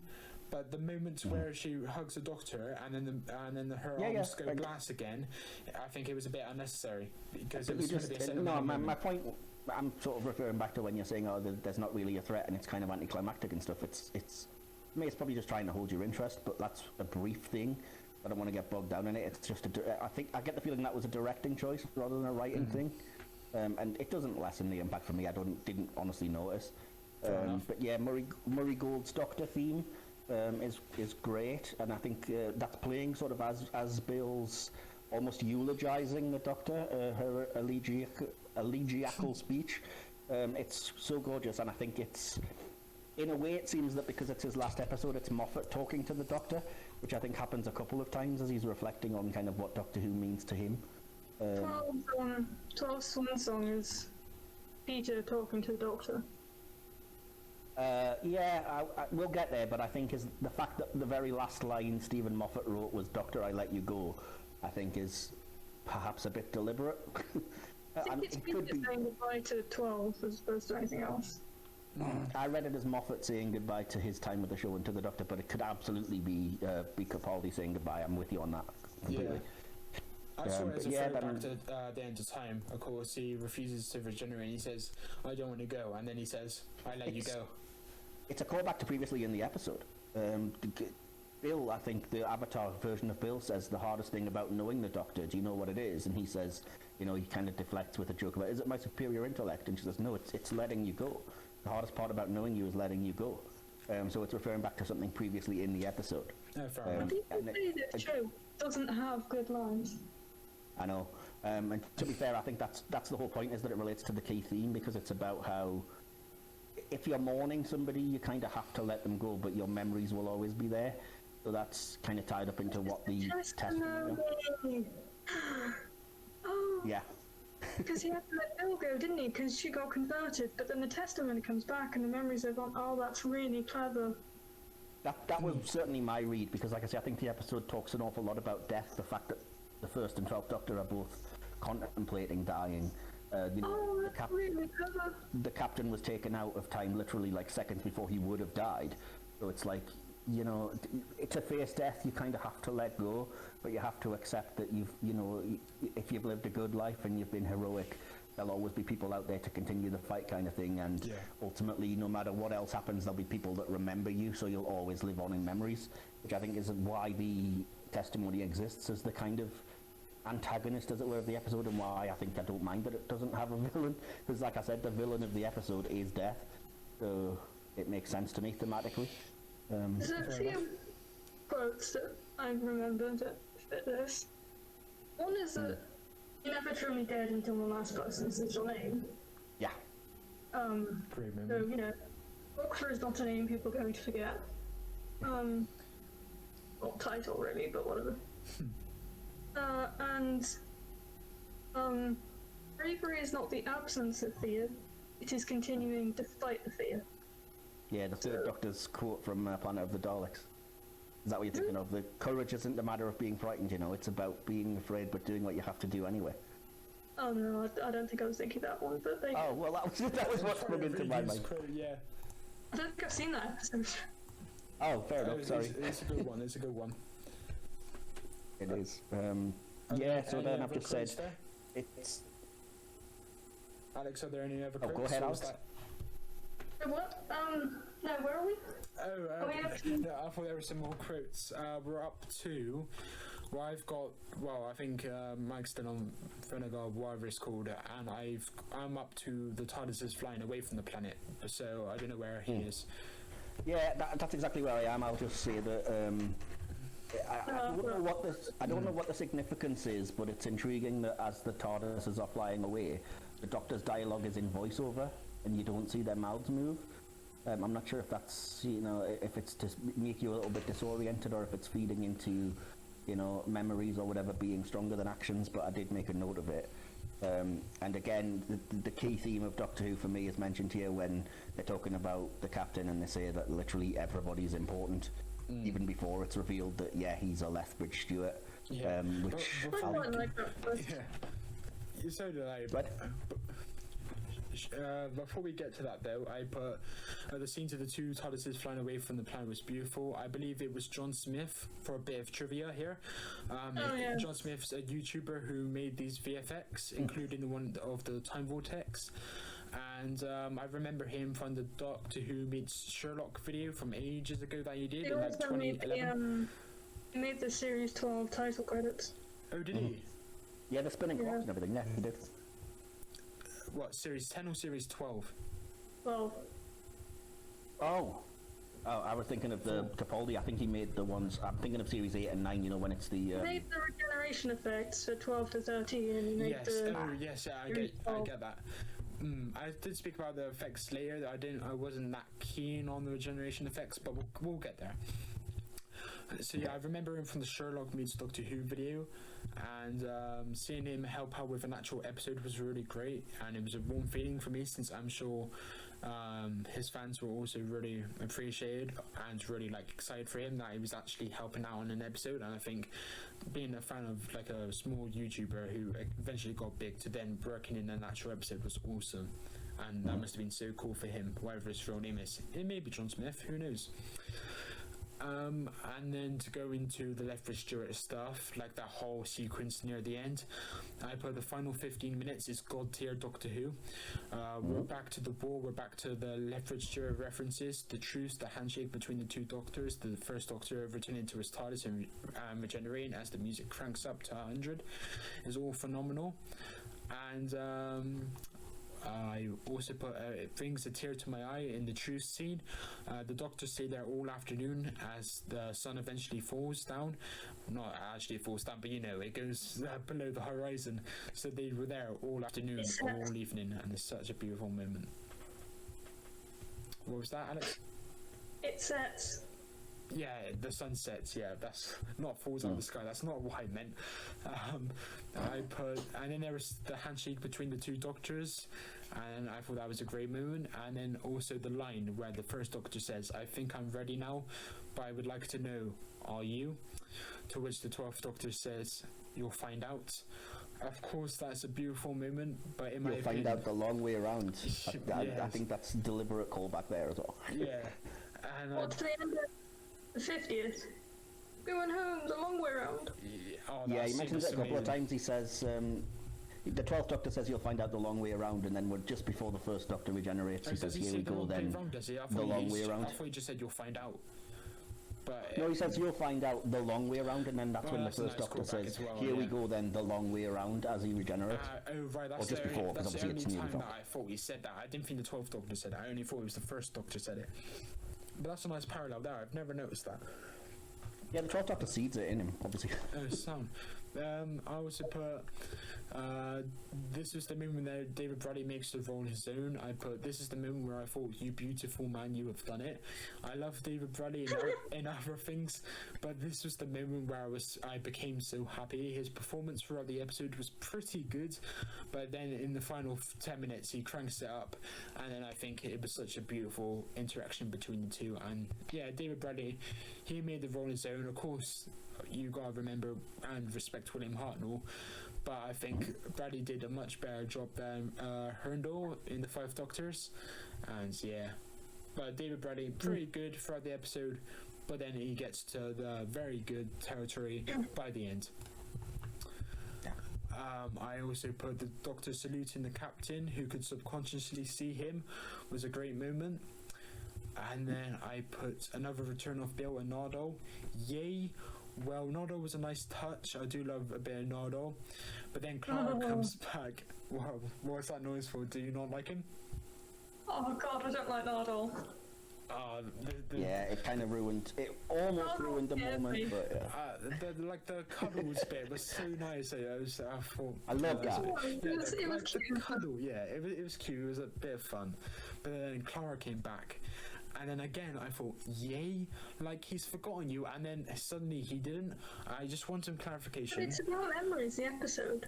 The testimony. I want some clarification. Pay attention. The testimony are memories, so it was Clara's memories that they then restored to him. That was the whole point. Okay. Christmas gifts. Yeah, I get it's a final episode for them, but if Coleman was to come back, actually get her on set, and I know she wasn't able to, but just like bend time and get her on, even if it meant to do it on a later date. Yeah, exactly. Like I said, the green screening was truly awful, and it took quite a few sentiments away from the scene for me.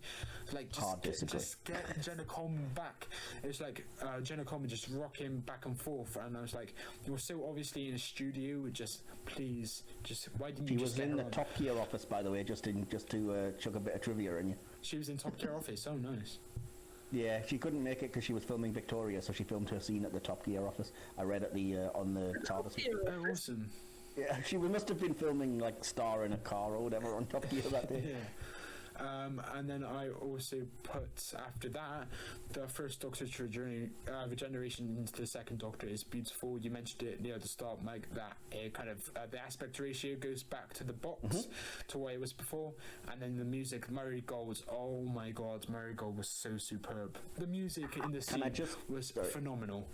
Carry on. I just want to jump in and say, because I probably might forget, huge shout out to Blue Peter, who are the literal only reason that first generation still exists. That's the only moment of episode 4 of the 10th planet that survives.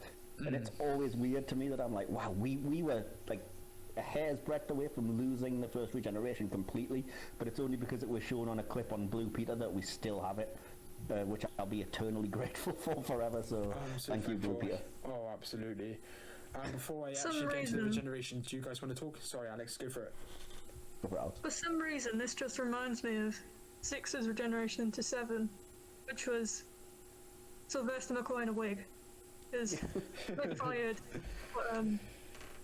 was it Colin? Yeah, it was Colin Baker. Yeah, Colin Baker. I think they fired Colin, so it was Sylvester McCoy in a wig. Yeah. Oh, I don't agree. I think I love the effect. I've always loved it, and especially for 1963. The way that they kind of video I don't think they were I don't think Alex was criticising it. I think it was just a callback. It was a parallel. Like the two moments were similar. Like David Bradley lying on the floor, then it transitions to William Hartnell. I think it wasn't a criticism. All the old Who Doctors regenerated on the floor, lying down, and then all the new Who Doctors have regenerated standing up. Yeah, there's a complete change in the way that regeneration's handled. I think there's something, it's either a book or a Big Finish audio or something where they explain why.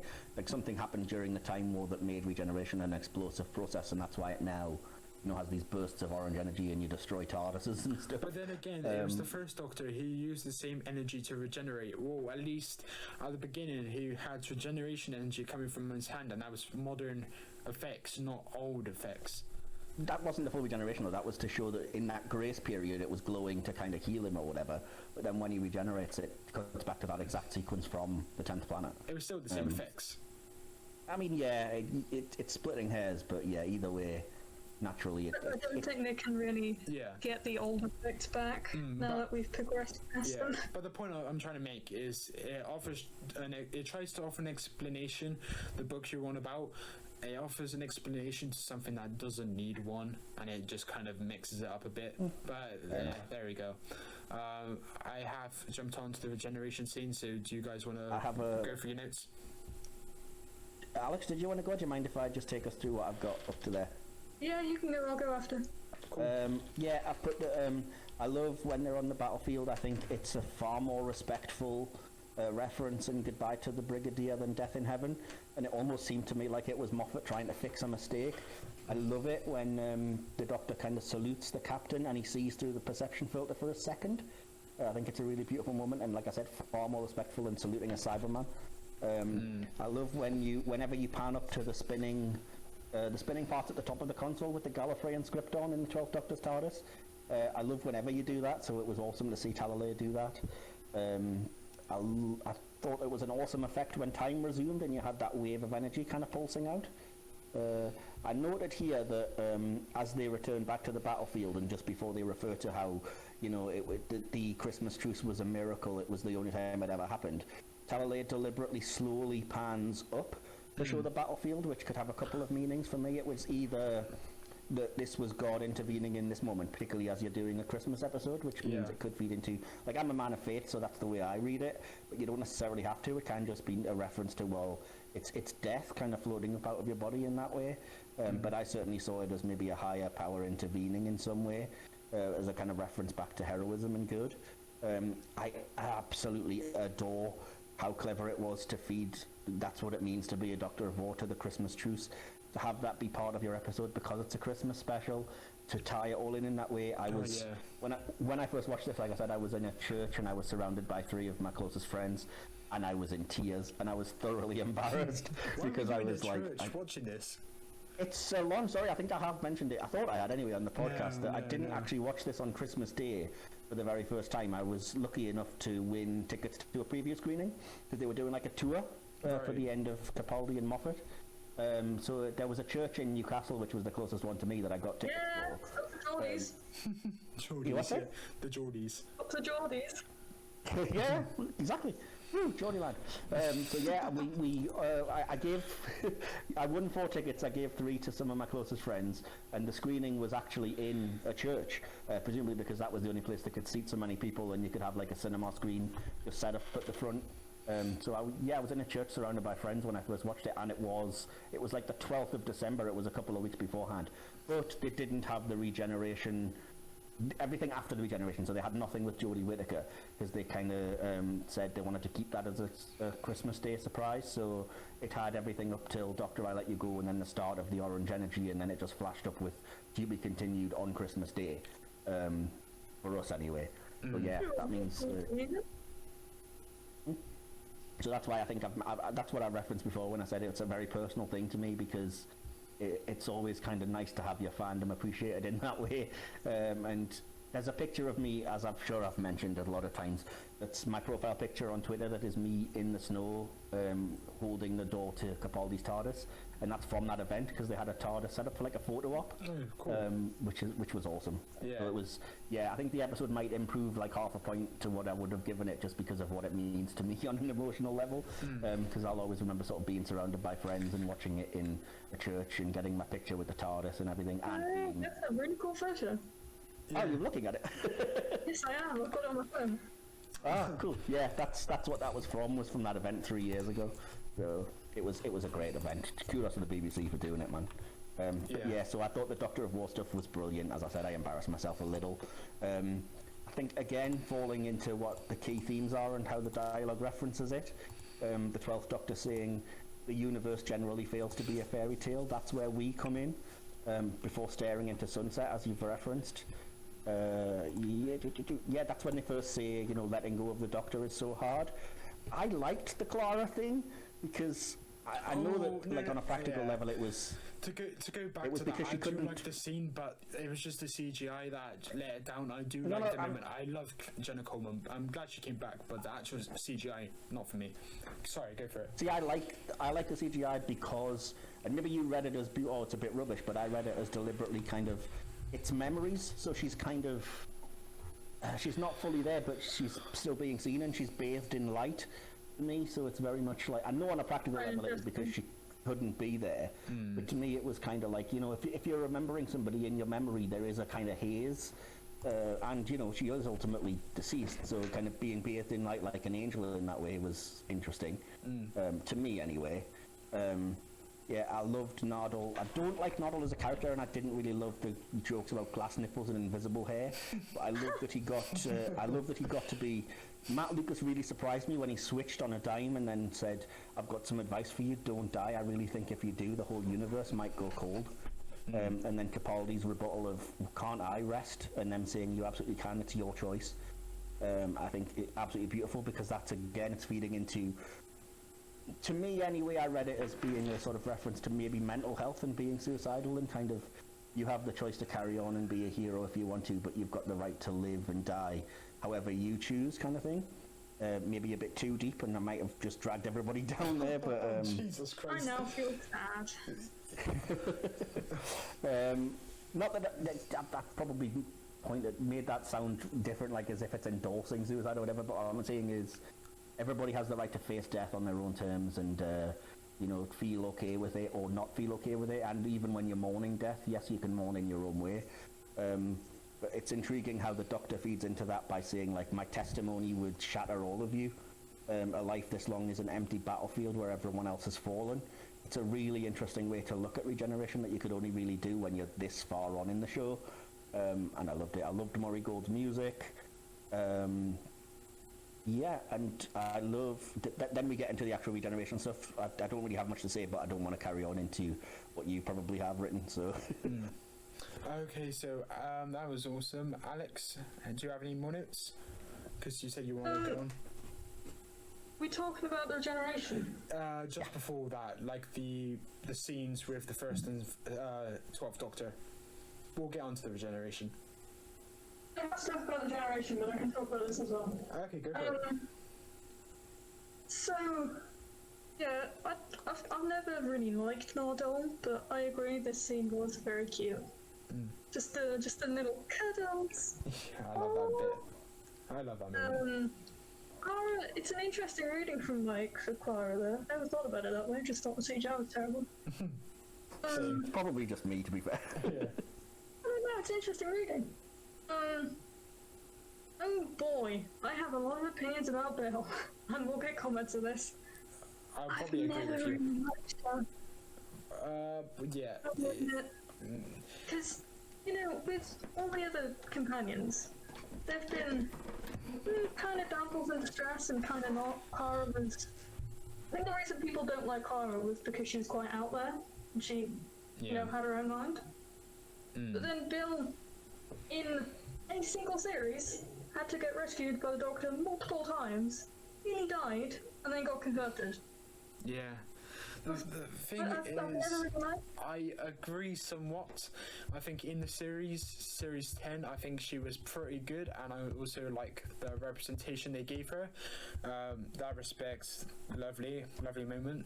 But in this episode, I do think she may have overplayed it a bit. I don't think she acted pretty well in this episode, but in terms of the series, I think she was a pretty good companion. I could not disagree more with you, sorry. She's well acted. I just don't like the way that they wrote her to end up in several episodes. I understand your criticism, Alex, and that feeds into people's criticism, which I absolutely would never stamp on, about the kind of bury your gaze trope and how. What do you disagree about you know, mine? What are you... I don't disagree that this episode was badly acted. I think it was probably Pearl Mackie's best performance, for me. Opinions are opinions. I think her best performance had to be in The Doctor Not Enough Falls. in Time, because that was great. Yeah, thank you. The series 10 finale is so good, man. It's brilliant. And then There's so much subtle, great acting, though, if you look at it and hear everything from her desperation when the Doctor doesn't recognise her for the longest time to the speech I mentioned, to, you know, this sort of, I hope we laugh about it forever, to, you know, what is a person except the sum of their memories, to, you know, the hardest thing about the Doctor is letting him go. I think every acting moment that she has in this episode is A+. I don't understand how you can say she's badly acted in this. I said overacted. I still don't agree.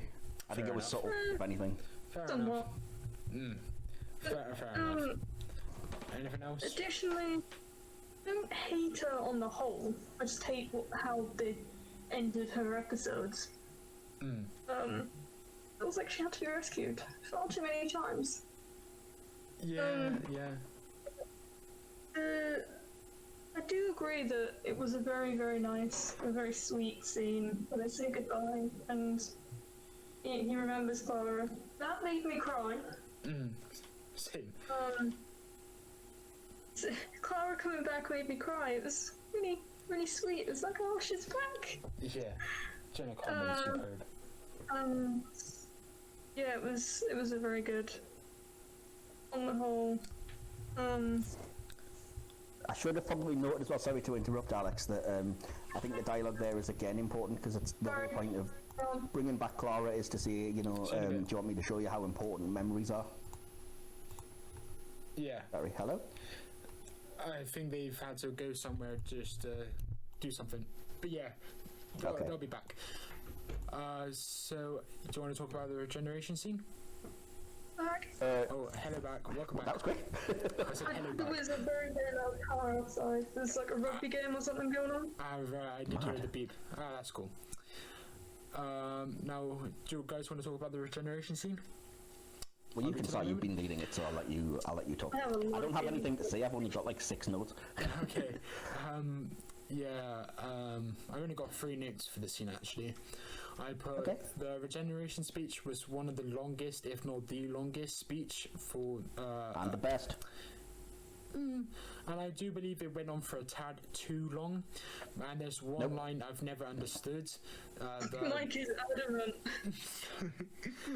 The children will hear your name line I've never understood. Oh, I love that. No. I'm not saying I dislike it. I'm saying it's a really nice moment, but I don't understand it. I'm really intrigued to know what Moffat wanted. Talking about it's speaking to the power of innocence and how Doctor Who started as a kids show and how kids are way more. Kids are way more accepting of heroes and heroism and fairy tales and everything. So yeah, only kids could understand because adults tend to be more cynical. For that, I think he went into more detail about that behind the scenes. I think it was more actually the physical name as opposed to symbolism. But that's just me. Yeah, but that's the whole point. He says only kids would understand your name anyway, because only kids understand the nature of it. And that's what it's metaphorically trying to say.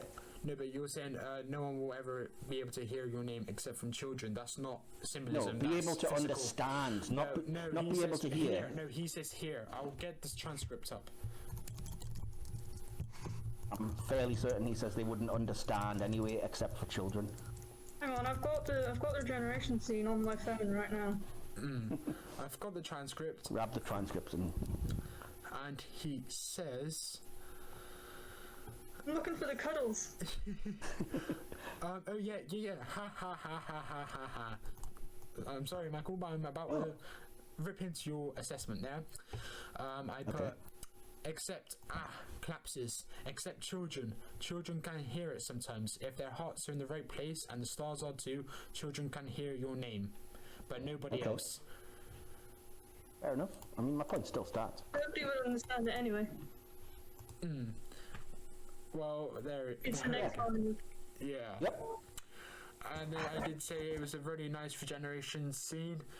Like I said, it went on for a bit too long, but it's still a really, really nice moment. And of course, it made me tear up near the end because probably was one of my favorite Doctors. and he's actually my second favorite Doctor. I put the new regeneration energy effect is decent, nothing special, nothing particularly bad. I still didn't notice it this time, and I've read about it since, and I'm like, was it different? I don't know why. Maybe it's because I'm always like in tears at this moment, so I can't see clearly. It was more straight. Yeah. It was more straight. Yeah, it was lighter, it was straighter, as opposed to, like explosions and stuff like that. Like, the actual regeneration used to be explosive, not as in it caused explosions, it actually was like fire, as opposed to just a straight line. But yeah, it's nothing bad. And then then we have the new Doctor. And then I did put this scene wasn't that well written. Like, the one touch of a button and the TARDIS goes berserk. I think they should have added like an extra 5 minutes onto that, so we actually had a bit of action there, as opposed to just, oh brilliant, I click a button, oh berserk. And I think, well written, definitely not. But I did put the direction, however, was excellent, and the moment the camera goes into Whittaker's shocked face as she exits the TARDIS is iconic, and it's a great moment, and I love it. The direction, superb. The writing, just a click of a button, bit simple, didn't really like it, but yeah. Yeah, okay. But that summarizes my thoughts. That concludes my list, basically. So whatever you guys want to say, go for it. Yeah, I'll let you go, Alex, if you're there. Alright. If you're not too busy watching Cuddles. No, it happened then, and then the Overlord finished, and I was like, oh, sweet timing. Yeah, for those of you who don't know, I do call him the Overlord. Yeah, I'm the Emerald. I am Jesus. No, let's not go that far. He's the chosen one. Yeah. I ascended. On his birthday? Come on, Will. It's your birthday? No, it's Jesus' birthday when this goes out. Oh, I was like, am I just misremembered my birthday? I have quite a few notes on this. Go for it. So, first of all, you've got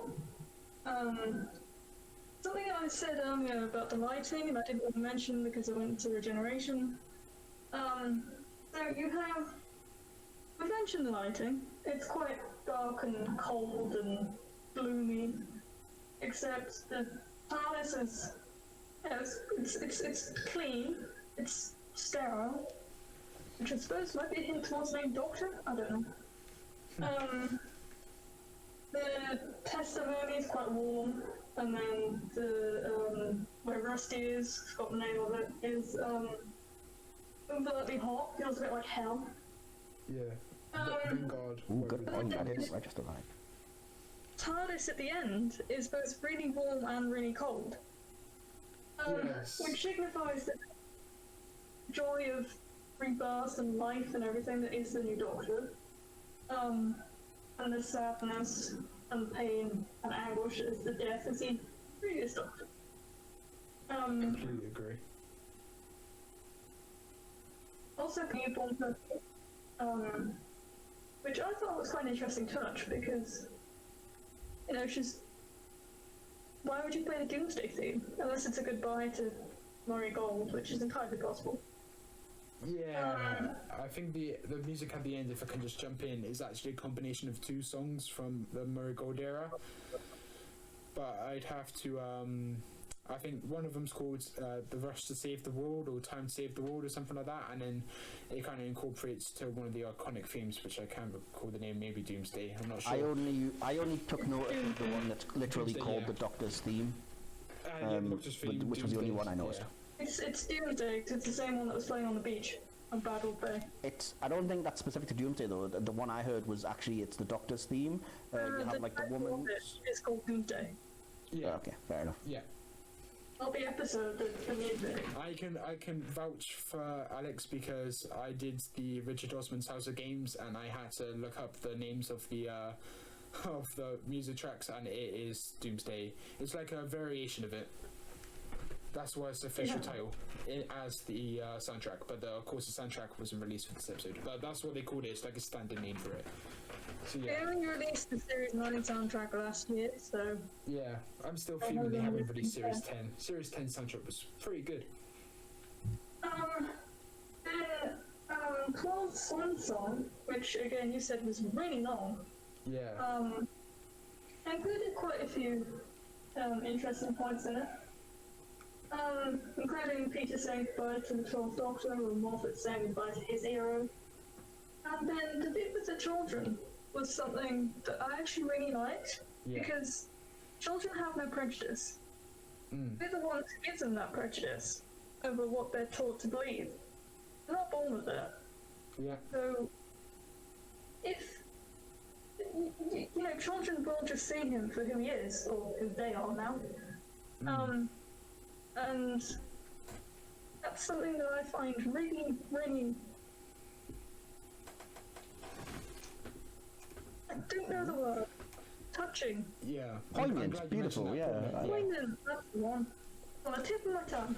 It's a great moment, but like I said, I just didn't understand it. But Then, yeah.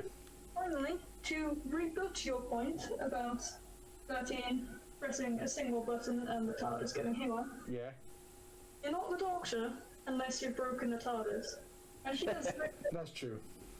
She breaks the TARDIS, she crashes it, and she falls out. Yeah. And I just remember going, yep, she's the Doctor, Yeah. as soon as I saw her. Because that's what they do. It was such an iconic moment. It was brilliant. I love it. Final point to add here. Go for it. I was crying quite hard at 12's Swan Song. And then the second we saw 13, I just screamed, she's here! Did a little victory dance. Yeah. I was waiting the entire episode to yell, she's here. I liked how they writ her to say, oh, brilliant. I love that. I think that's what she says, oh, brilliant. And then she looks at herself. That was a great, nice moment. Yeah. Oh, brilliant. Yeah. Oh, your impression was so much better than mine. Not mine, Yeah. but you're welcome. It was a very good I'm moment. really, I'm probably hung up on this music thing. Just to clarify, I heard this bit of music. I'm not saying you guys are wrong, and I may have heard Doomsday as well. But did you guys not hear this? Let me just play it. Yeah, hang on a sec. I think that was combined with Doomsday. It's a variation of the Doomsday theme, Mike. I've seen the credits. It's the Doctor's theme. I'm in Spotify. That's the title. Yeah, but I've seen the. The Doctor's theme is called A Good Man. It's not in the soundtrack. It's just called the Doctor's theme, guys. The soundtrack for the bit is different, and it's a variation is of Doomsday. the Doomsday theme. No, yeah, and it goes. Ooh. Yeah, it's the same.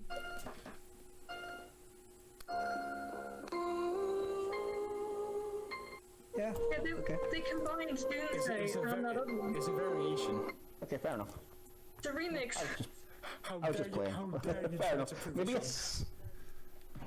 No, I wasn't trying to prove you wrong. I'm just thinking, like, did I imagine hearing? But yeah, you're right. They are far more similar than I sort of realised. But yeah, Yeah. maybe it was a combination of Murray Gold's greatest hits because it's Yeah, Goodbye. oh, I it don't know. was. I don't think there was actually any original soundtrack in this episode. I'd love to know if there actually was. I think it was just like revamps of music. I don't have the Doomsday theme playing when the testimony arrived or something around then. Yeah, the Doomsday theme was actually played about 2 or 3 times overall. Like the moment I remember it being in the most is talking to the First Doctor as they walk towards the building. Doomsday theme is playing then when they're talking about regeneration, and that's the most noteworthy moment. And yeah, Man, they're really hammering home the bit of regeneration in this episode, aren't they? yeah. Yeah, I still miss Murray Goldman. He's such an upgrade on previous composers and the latest one. But yeah, I do miss him. His orchestrated music. I reckon Alan's doing a good job. Got a few notable points, but He's got he's got a few nice ones. I'd say, like I've said in previous episodes, Demons of the Punjab, Spyfall, Yes. those themes are Spy absolutely Master's incredible. theme. Yeah, Spy Master, yeah, Spyfall and Demons of the Punjab have amazing soundtracks. I'll stand by that until the day I die. It's so great. But then This is the hill you'll die upon.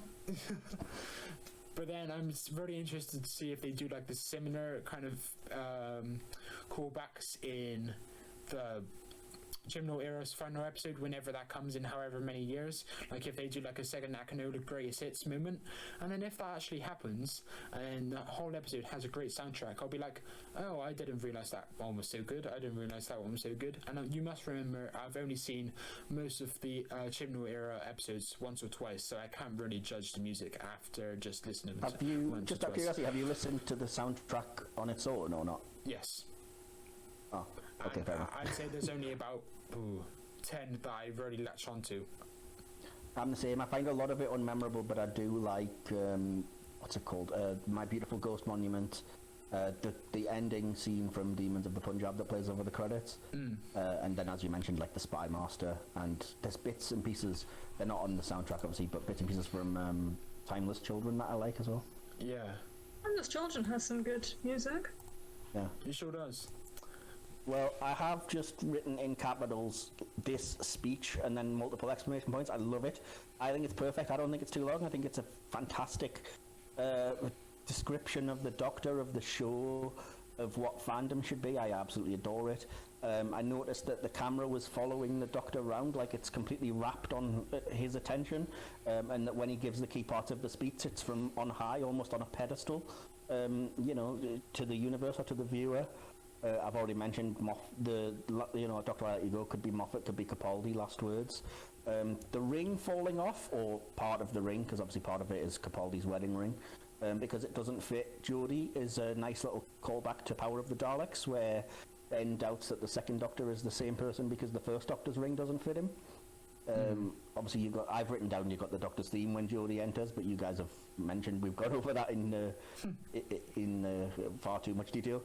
And yeah, the camera becoming disoriented as Jodie exits, sort of immediately post regeneration, and you get that weird thing of the sound being a bit distant that you get when you've been in the big explosion or whatever, to show the disorientation of regeneration. I didn't even register that she pushed a button and that made the TARDIS explode or whatever. I just assumed it was the regeneration. I'm not used to it, so I didn't really mind. But yeah, that's my notes. Sweet. Yeah, I think if it was because of the regeneration moment, I would have preferred it more. But yeah, of course, if that actually happened, you wouldn't have time for the O'Brien moment, which I really like. So yeah. That's what I'm saying. I wish they gave the Chibnall an extra 5 minutes just to have a bit more time to develop it. But it is what it is. He didn't want to write for the Christmas special anyway, so that was the whole reason why that episode existed. So it may have been different. Yeah. But anywho, did quite well for practically being forced into it. True. But then again, I don't know if he was forced into it or actually he wanted to do it, because I don't know if he would have wanted Moffat to write her first moments. The new showrunner always writes the first moment of their new Doctor. It's been that way since. In Modern Who. I think I couldn't say for sure, but I think it tends to be whoever's writing that Doctor will write their first moments. Anyway. So I've got my summary, but I don't want to go first. So, Alex, why? Because I always end it up. I always do the final one. We've been doing 11 episodes of this now. Surely you know the order. So, Alex, do you have a summary or anything to just wrap up the thoughts? Conclusion and a score, basically. Yeah, a conclusion and a score. It's a very poignant, beautiful episode. But it's a very nice swan song, and I think it's a good way to say goodbye to one of the more beloved Doctors. That's going to be very, very controversial.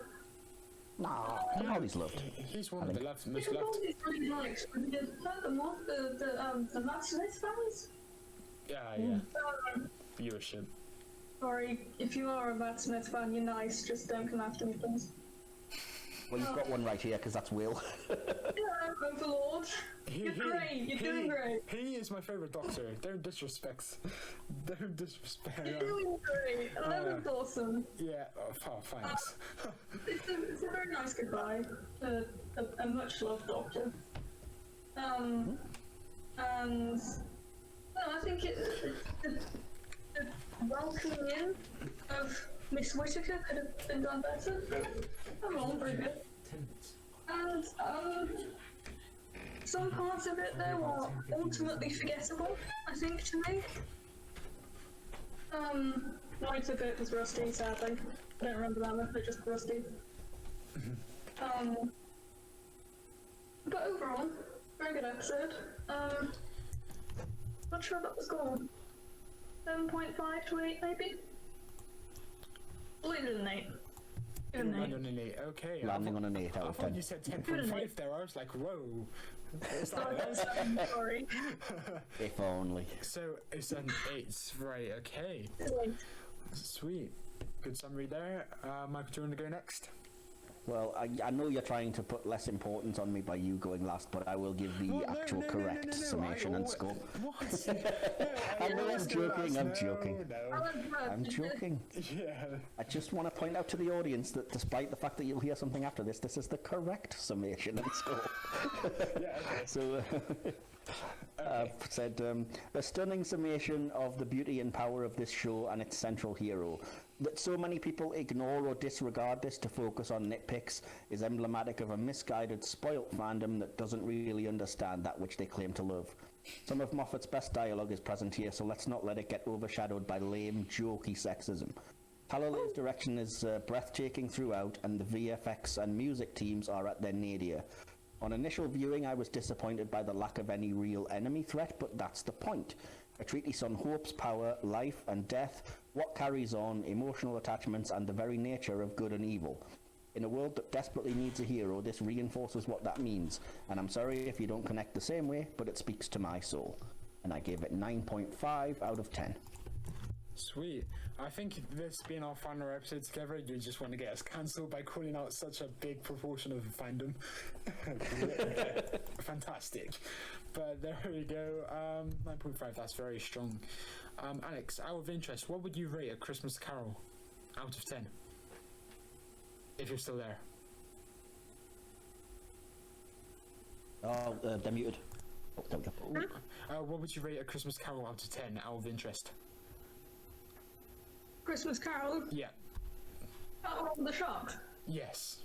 Yeah. I'm not sure. I didn't really like that one. Ooh. Ah, yes! Richard, 6.5 maybe. 6.5. nice! Haha! See? Yeah, but that doesn't. Well, it does matter, of course. But the fan leaderboard is consolidated, so you can't rewrite history, Michael. So I've now at least seen 3 other people that share my view. I'm happy enough with that, especially after you guys eviscerated me and made it sound like I was being the crazy one.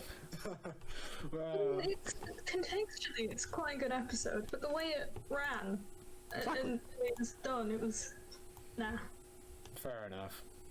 Thank you. You landed on the same score, but I think you did up it to 7, Mike. But 6.5 was the original, so yeah, you're pretty consistent there. Well, I went from 6 to 7, I think, so yeah, 6.5 is bang in the middle. Well, this is my summary for Twice Upon a Time. I put a relatively strong but undeniably beautiful episode, coined with an excellent performance from Capaldi and a very good one from Bradley. This episode is a really nice wrap up to the 12th Doctor and the First Doctor's own personal stories. Whilst the script itself wasn't that strong and the story behind the episode allowed for more jokes and awesome moments rather than an actual protagonist versus antagonist story, the awesome moments alongside the awesome musical throwbacks were awesome. Though I think The Doctor Falls would have been a perfect ending for Capaldi, this doesn't particularly unravel the previous good work. A final credit to Rachel Talalay, who directed this story, as well as other Capaldi stories. She's a very talented director and she helped elevate the story to a godly level. I couldn't have imagined any other former Doctor Who director doing this story as well as she did. Of course, she's still heavily praised in the fandom and quite rightly too. I also put Moffat's era was pretty up and down, that's undeniable, but what is also undeniable that he was and is an absolutely brilliant writer on his good days, and whilst Twice Upon a Time doesn't encapsulate one of his good days that well, and does feel like he half-assed it at times, he is the reason for the casting of the 2 favourite Doctors, Smith and Capaldi. and he's the reason behind many of my favourite stories. He ended on a high note with the story, no matter what I said. Of course, in my bullet points, it was very positive for the most part. And this story and the season 10 two-parter was a great high note to end on. And if he happens to listen to this, which is really unlikely, Moffat, you're amazing. And to wrap up my summary, I will give Twice Upon a Time an 8 out of 10. Which brings... We love you, Moffat. Which brings the average... Yeah, I'm a huge fan. Ever since coupling, 8.5. which is my thing. 8.5. 8.5, Cool. and I'll have to look at the leaderboard, the final leaderboard for like the official one for like ours. Right, so yeah, Twice Upon a Time comes to an 8.5, which is consistent with For Tonight We Might Die, which is also an 8.5. So it comes joint fourth, which is fair. That's pretty good. Yeah, and Considering that's Cats and not Doctor Who. yeah, that's true. But in terms of just pure out and out Doctor Who episodes, excluding the specials, I actually think it comes third. It comes third. So that's pretty good. And now for the fan leaderboard, which Michael, are you aware of the scores? You're not, are you? No, you didn't tell me. Right. No, I haven't looked. Awesome. Well, this is the fan leaderboard. And just to start off, Michael, Dimensions in Time is better than Ascension of the Cybermen, isn't it? No, Well, the fans say it is. not remotely. Well, do you want me to go Oh, from get bottom? lost. That's because the fans are idiots. Do you want me to go from bottom to top? With top Bloody to bottom? NMD Top to skewing the bottom, vote. Nah, top- shut up. Top to bottom or bottom to top? Top. I don't care. I'm going for top. No, I've angered him now. I've angered him. Well, the I first one. hate that because it's stupid people that are like, oh, I don't like the twists of the episode. It sucks. No, there's more to it. It's like 2.5 hours versus a freaking 15-minute piss poor show where they need to. Oh! Idiots, man. Top to bottom. Human Nature, The Family of Blood, 9.55 out of 10. That was overwhelmingly positive. That's fair. Then we've got The Five Doctors, 9.31 out of 10. Bit high, but there we go. 5 Doctors. Yeah, I know. I gave that a 9.31? There were a lot of 9s and there were a lot of 10s. What are people watching that they gave Ascension of the Cybermen Time of Children worse than Dimensions in Time? But the 5 Doctors is like, you know what? I give up on this fandom. I give up. Michael, shush. Next up, we've got For Tonight We Might... no, we don't. We've got The God Complex, which comes to an 8.45 out of 10. Okay, your That's volume's deserved. dropped a little bit, Will, sorry. Yeah, I know. It's Yeah, because you've got quiet. Oh, crap. That's better. Hello. Hello, you there? Is that better? Yeah. Sweet. Yeah, you good. I think I went right up to the volume just to shut Michael up from raging that I simultaneously drops the audio, so sorry about that. So Just drop yeah. me out. So and then oh no, fan leaderboard, of course. So the God Complex 8.45 out of 10. I think that's pretty Okay. fair. That's consistent with what I would have gave maybe just a bit above. And then I put well, I didn't put. The fan leaderboard says, For Tonight We Might Die, it's the strongest spin-off episode with 8.125 out of 10. Definitely. And then Oh, hang on a second. That makes it better than Death of the Doctor, no? shut up. Next up, we have A Christmas Carol, which came to an 8.04 out of 10. And then we've got Death of the Doctor, 7.87 out of 10. Oh, Then 2 we've- places below. Interesting. It's not too far. It's only about 0.3 of a decibel away from For Tonight. That's We 2 Might Die. places below. That's all I need to know.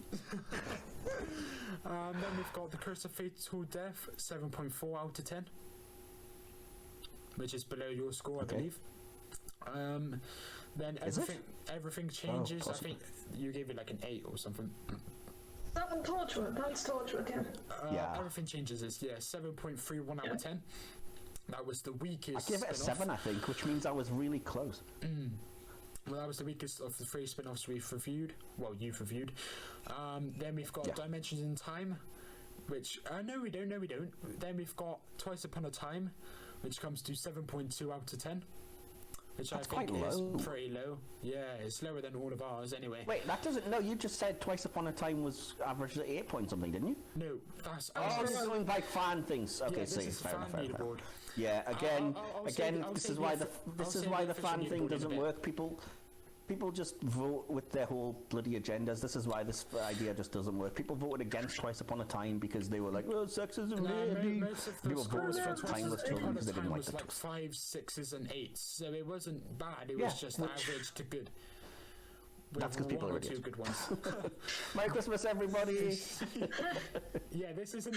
I literally pulled this episode forward to Christmas Day because I thought it was going to be tons of positive, but you've just made this a whole criticize the fandom. Excellent. I don't want to want criticize all the fandom. I'm just saying. You know. Anyway, Dimensions in Time came to a 7 out of 10.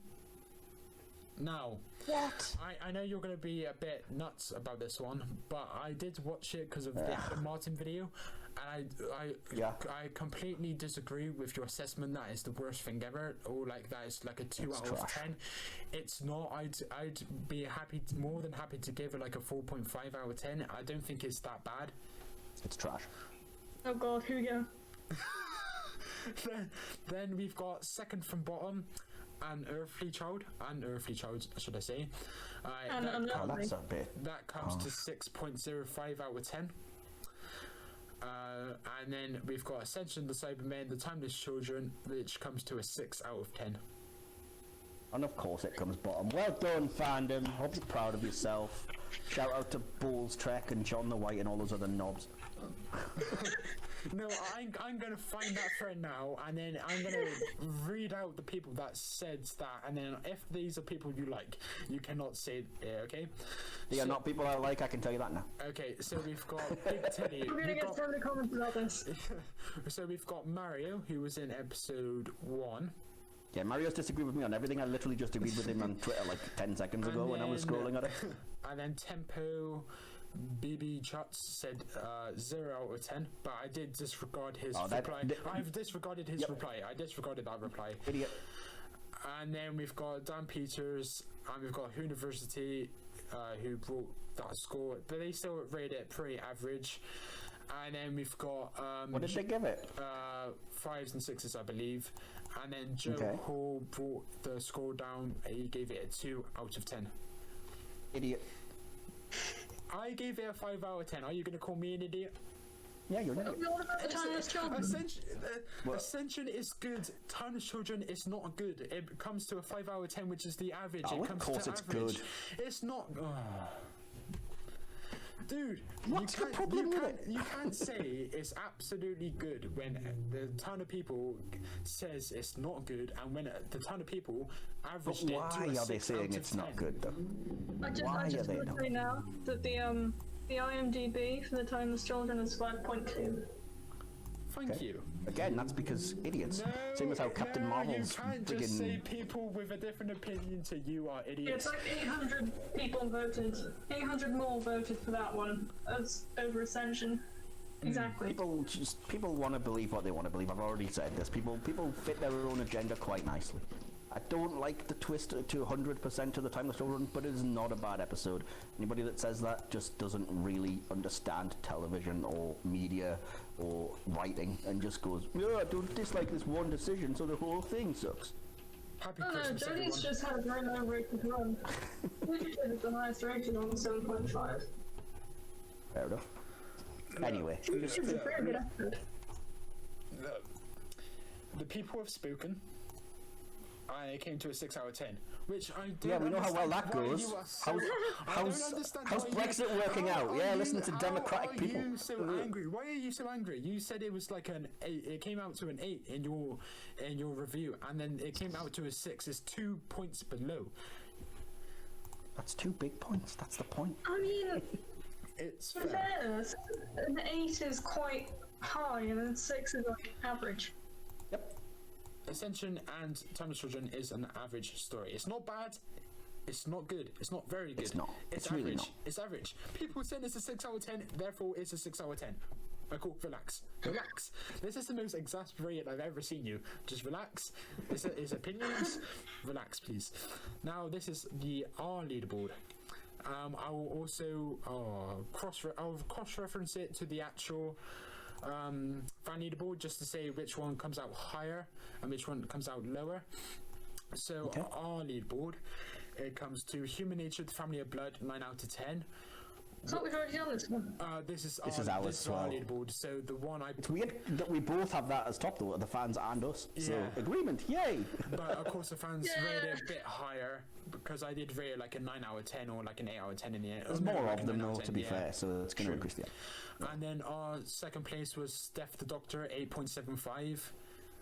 8.75 compared to the fans, 7.87. So it's about a 1 Yeah, point because you difference there. overmarked it.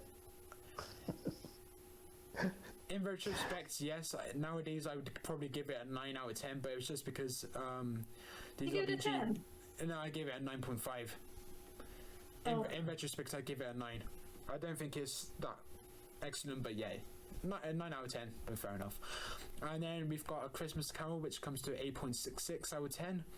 Because you both overmarked it. No, A Christmas Carol on our leaderboard comes to 8.66. The leaderboard on the fans comes to 8.04. It's still 8. It's above an 8. Fair enough. And then we've got Tonight We Might Die. For Tonight We Might Die, which came to an 8.5 on our leaderboard, and it came to an 8.1 on the fan leaderboard. So again, pretty consistent with our Yeah, quite close. scores. And then we gave The Curse of Fatal Death an 8 out of 10, and then the people gave it a 7.4. So yeah. Then we gave The Five Doctors a 7.5 out of 10 compared to the fans' 9.31 out of 10. I don't get what they're seeing in that story. I Neither don't do mean I. to be offensive, I just don't get what they're seeing. Yeah. I like it a lot, but I don't understand. And I just want Maybe to it's make, just I just want nostalgia. to make it clear now. The 2 episodes that you've been the most angry at, the Christmas specials, which are the podcast has been the most angry. It's the 2 Christmas specials that we've done, and it's just a bit. So I'm so sorry. I hate being angry and ranting as well. Just let me just cut that out, maybe. I'm not cutting that out. I'm keeping it in. Oh, no, that's going to be funny. Keep it, please. Yeah, I'm keeping it in. The next bit is Everything Changes. We rated that a 7.5 out of 10. And then the people gave it a 7.31, so that was probably the most inline score given to both. Stop random. And then Ascension, the Cybermen, the Timeless Children, our leaderboard came to a 6.6 out of 10, and the fan leaderboard came to a 6 out of 10. So yeah, pretty consistent again. And Unearthly Child came to a 5.6 on our leaderboard. It came to a 6.05 on the fan leaderboard. Again, pretty consistent. And then, Yeah, I do find it a bit weird that an Unearthly Child, I think in both cases, was below Ascension of the Cybermen Timeless Children. Maybe? no, on the fan leaderboard it was higher by 0.5. Oh, but by 0.5, I mean, come on. Yeah. And then I comparable. put Yeah, anyway. Dimensions in Time on our leaderboard is a 2.6. On the fan leaderboard it's a 7. 2 points. It's unfair. I wasn't, we didn't like it. I wasn't there for that episode. It was him. I believe it was Dan. Me it and was Ian, Adam. Dan, I think. Andrew, Dan, and you. And you guys rated it really low. But I'd rate it 4.5. You guys rated it an average of 2.6. It's not awful. I gave it a 3, so I'm not like a million miles away from you. Wait, I'm thinking of the wrong one. I was thinking the one with Sasha Dewan. There you go. Continue. No, Adventure in Space and Time's that would have glorious. been like a 9 or a 10. Yeah, I'm sorry. Continue. Yeah. And that wraps up the leaderboards. Good, because we've gone far too long. And I've made a fool of myself, so... Where was Quest Upon a Time? Did I miss that? Oh, jeez. That came to on the fan leaderboard. It came 4th from bottom, 7.2 out of 10, and then on our leaderboard it came to. Oh, where is it? Oh, of course I haven't edited it yet. So it was come to joint 4th. Yeah, you said 4th. Fourth Yeah. from top with us, 4th from bottom with the fans. How very weird. Yeah. Happy Christmas, guys. Happy Christmas. Yeah. Merry Christmas, everyone. Yeah. I will just clarify that everyone's entitled to their opinions as long as you're not being hateful or dumb. And I apologise for calling out people who might have genuine The criticisms. thing is, I can't But I do edit that not out because apologise it for happens calling so out. frequently. I can't edit out Merry because Christmas, sections won't make sense if I just cut out everything. Oh dear. That's fine. I don't think I was overly too offensive, but if people are still listening and you have valid opinions, as I accept that you might, then fair enough. I just don't. I object to knee-jerk, criticism, and like I said, people want to fit put out a things into poll their. just before we went live. Well, not live, just started recording, and it was which Doctor had the best set of Christmas specials. And we've got 32 votes. 43.8% say the 10th. 25% say the 11th, and 31.3% say the 12th. Yeah, I would say that's probably fair, actually. I would say the 11th probably did have the weakest, and 10th and 12th. I like The 12th a little bit snowman more. was a good one. The snowman was a good one. The snowman was excellent. Yeah, the snowman was excellent. Yeah. I'm not disputing that. Oh dear. That Well, was my guys, favourite. 1 out of 4, though, isn't it? but yeah. Well, guys, that wraps up the series. But we do have a special, like a bonus episode. We'll be calling it a bonus episode with Adam Martin. He's going to be returning. There'll be him and Mike will be reviewing K9 and Co. One episode of that. I'm not sure which one. Or K9 and Company. Yeah. Which one? There's only one. I swear there are multiple. Just forget I Yeah, said they that. only made it to a pilot. K9 and Company only made a pilot called A Girl's Best Friend. You're thinking of Well, possibly the Australian K9 show, which is dire? Yeah, maybe. Yeah, I think there were several episodes of one, but maybe just Australian version. Yeah, there's like 2 seasons of that rubbish. Yeah, but yeah, they'll be reviewing that. I won't be in that. It will just be you, Adam, and maybe Andrew. I'm not sure. It wasn't just you and Adam. Well, up to now, we've only confirmed me and Adam, but I'm working on some things, so we'll see. Okay, I was gonna say have me on, but then I was like, this is gonna be my final one, so I was like, don't include me on there. So yeah. You can come on if you want, No. You guys can have a fun time. if you've got access to K9 and Company. I mean, I probably could. There's probably some just Pirate Bay website that just has it, but yeah. It's handy for me Not because for they me. shoved it on the season. Which season is it? Tom Baker's last season. I can't remember the number, but the Blu-ray set of that includes it, so I have it. Fair enough. Well, this episode comes to 2 hours 33 minutes, maybe a bit cut out. That comes to about 2.5 hours. I don't think I'll cut out. Just got everything I said after the episode review. We spoke about some good stuff, and that's not some good stuff. But yeah, I'll keep everything in. This will be like the second. We can just cut the leaderboard part out and make it a separate episode that I can then just delete quietly. Like I said, it will not make sense if I cut it out completely. I'll see. But if it comes out too loud, then yeah, I'll cut it out. But otherwise, Lower the volume. there you go. Yeah, I'll lower the volume. I'm sorry, Mike. It's staying in. Whatevs. He's crying Well, now. I said what what I you said. You said what you said. Stick to your guns. Yeah, stick to your guns. Don't. I just hate to think of myself as one of those people that's like spitting angry vitriol on the internet, and I don't want to be funny. To be fair, Because I'd rather be the opposite we of were that doing idiot. that to you in the previous episode because of your opinion of Christmas Carol. So yeah, Exactly. especially me. By the end, I was furious that you gave it a 6.5. I was fuming. And it turns out I'm not crazy because a few people agree with me. Just Sorry opinions. of the Lord. No worries. But like I said, the fan leaderboard does come to an 8.04, so that kind of backs up. Well, it kind of falls into the middle of both of our scores. So yeah, it's fair. 8 is fair. I'd rate that about right. But yeah, that wraps up the series. Of course, there's going to be a bonus episode. Mike, you will be continuing with Andrew into series 2, which will come out late January, I believe, or like early February. Yeah. In January, there's going to be some clips uploaded of like our previous episodes and like the best moments and the episode reviews. They'll be all uploaded for your viewing pleasures or viewing hell. I don't know. It could be awful. Yeah. Some of the clips, the audio has been fixed, so it comes out much more nice than at the actual episodes. So if you tuned out of the previous episodes, just check out the clips. The audio will be rectified in those. But for now, Alex, it's been a pleasure. Me and you kind of just over the voice. Let me just. It's been great having you, and I hope you had a bit of fun. And yeah, Thank you, Alex. Yeah. It's probably the best thing I've done this week, so thank you. Awesome. highlight of the Let week. me say as well I'll take that. that. What's up? Sorry, let me say as well, I hope everyone's having a safe and peaceful time and enjoying a glorious Christmas.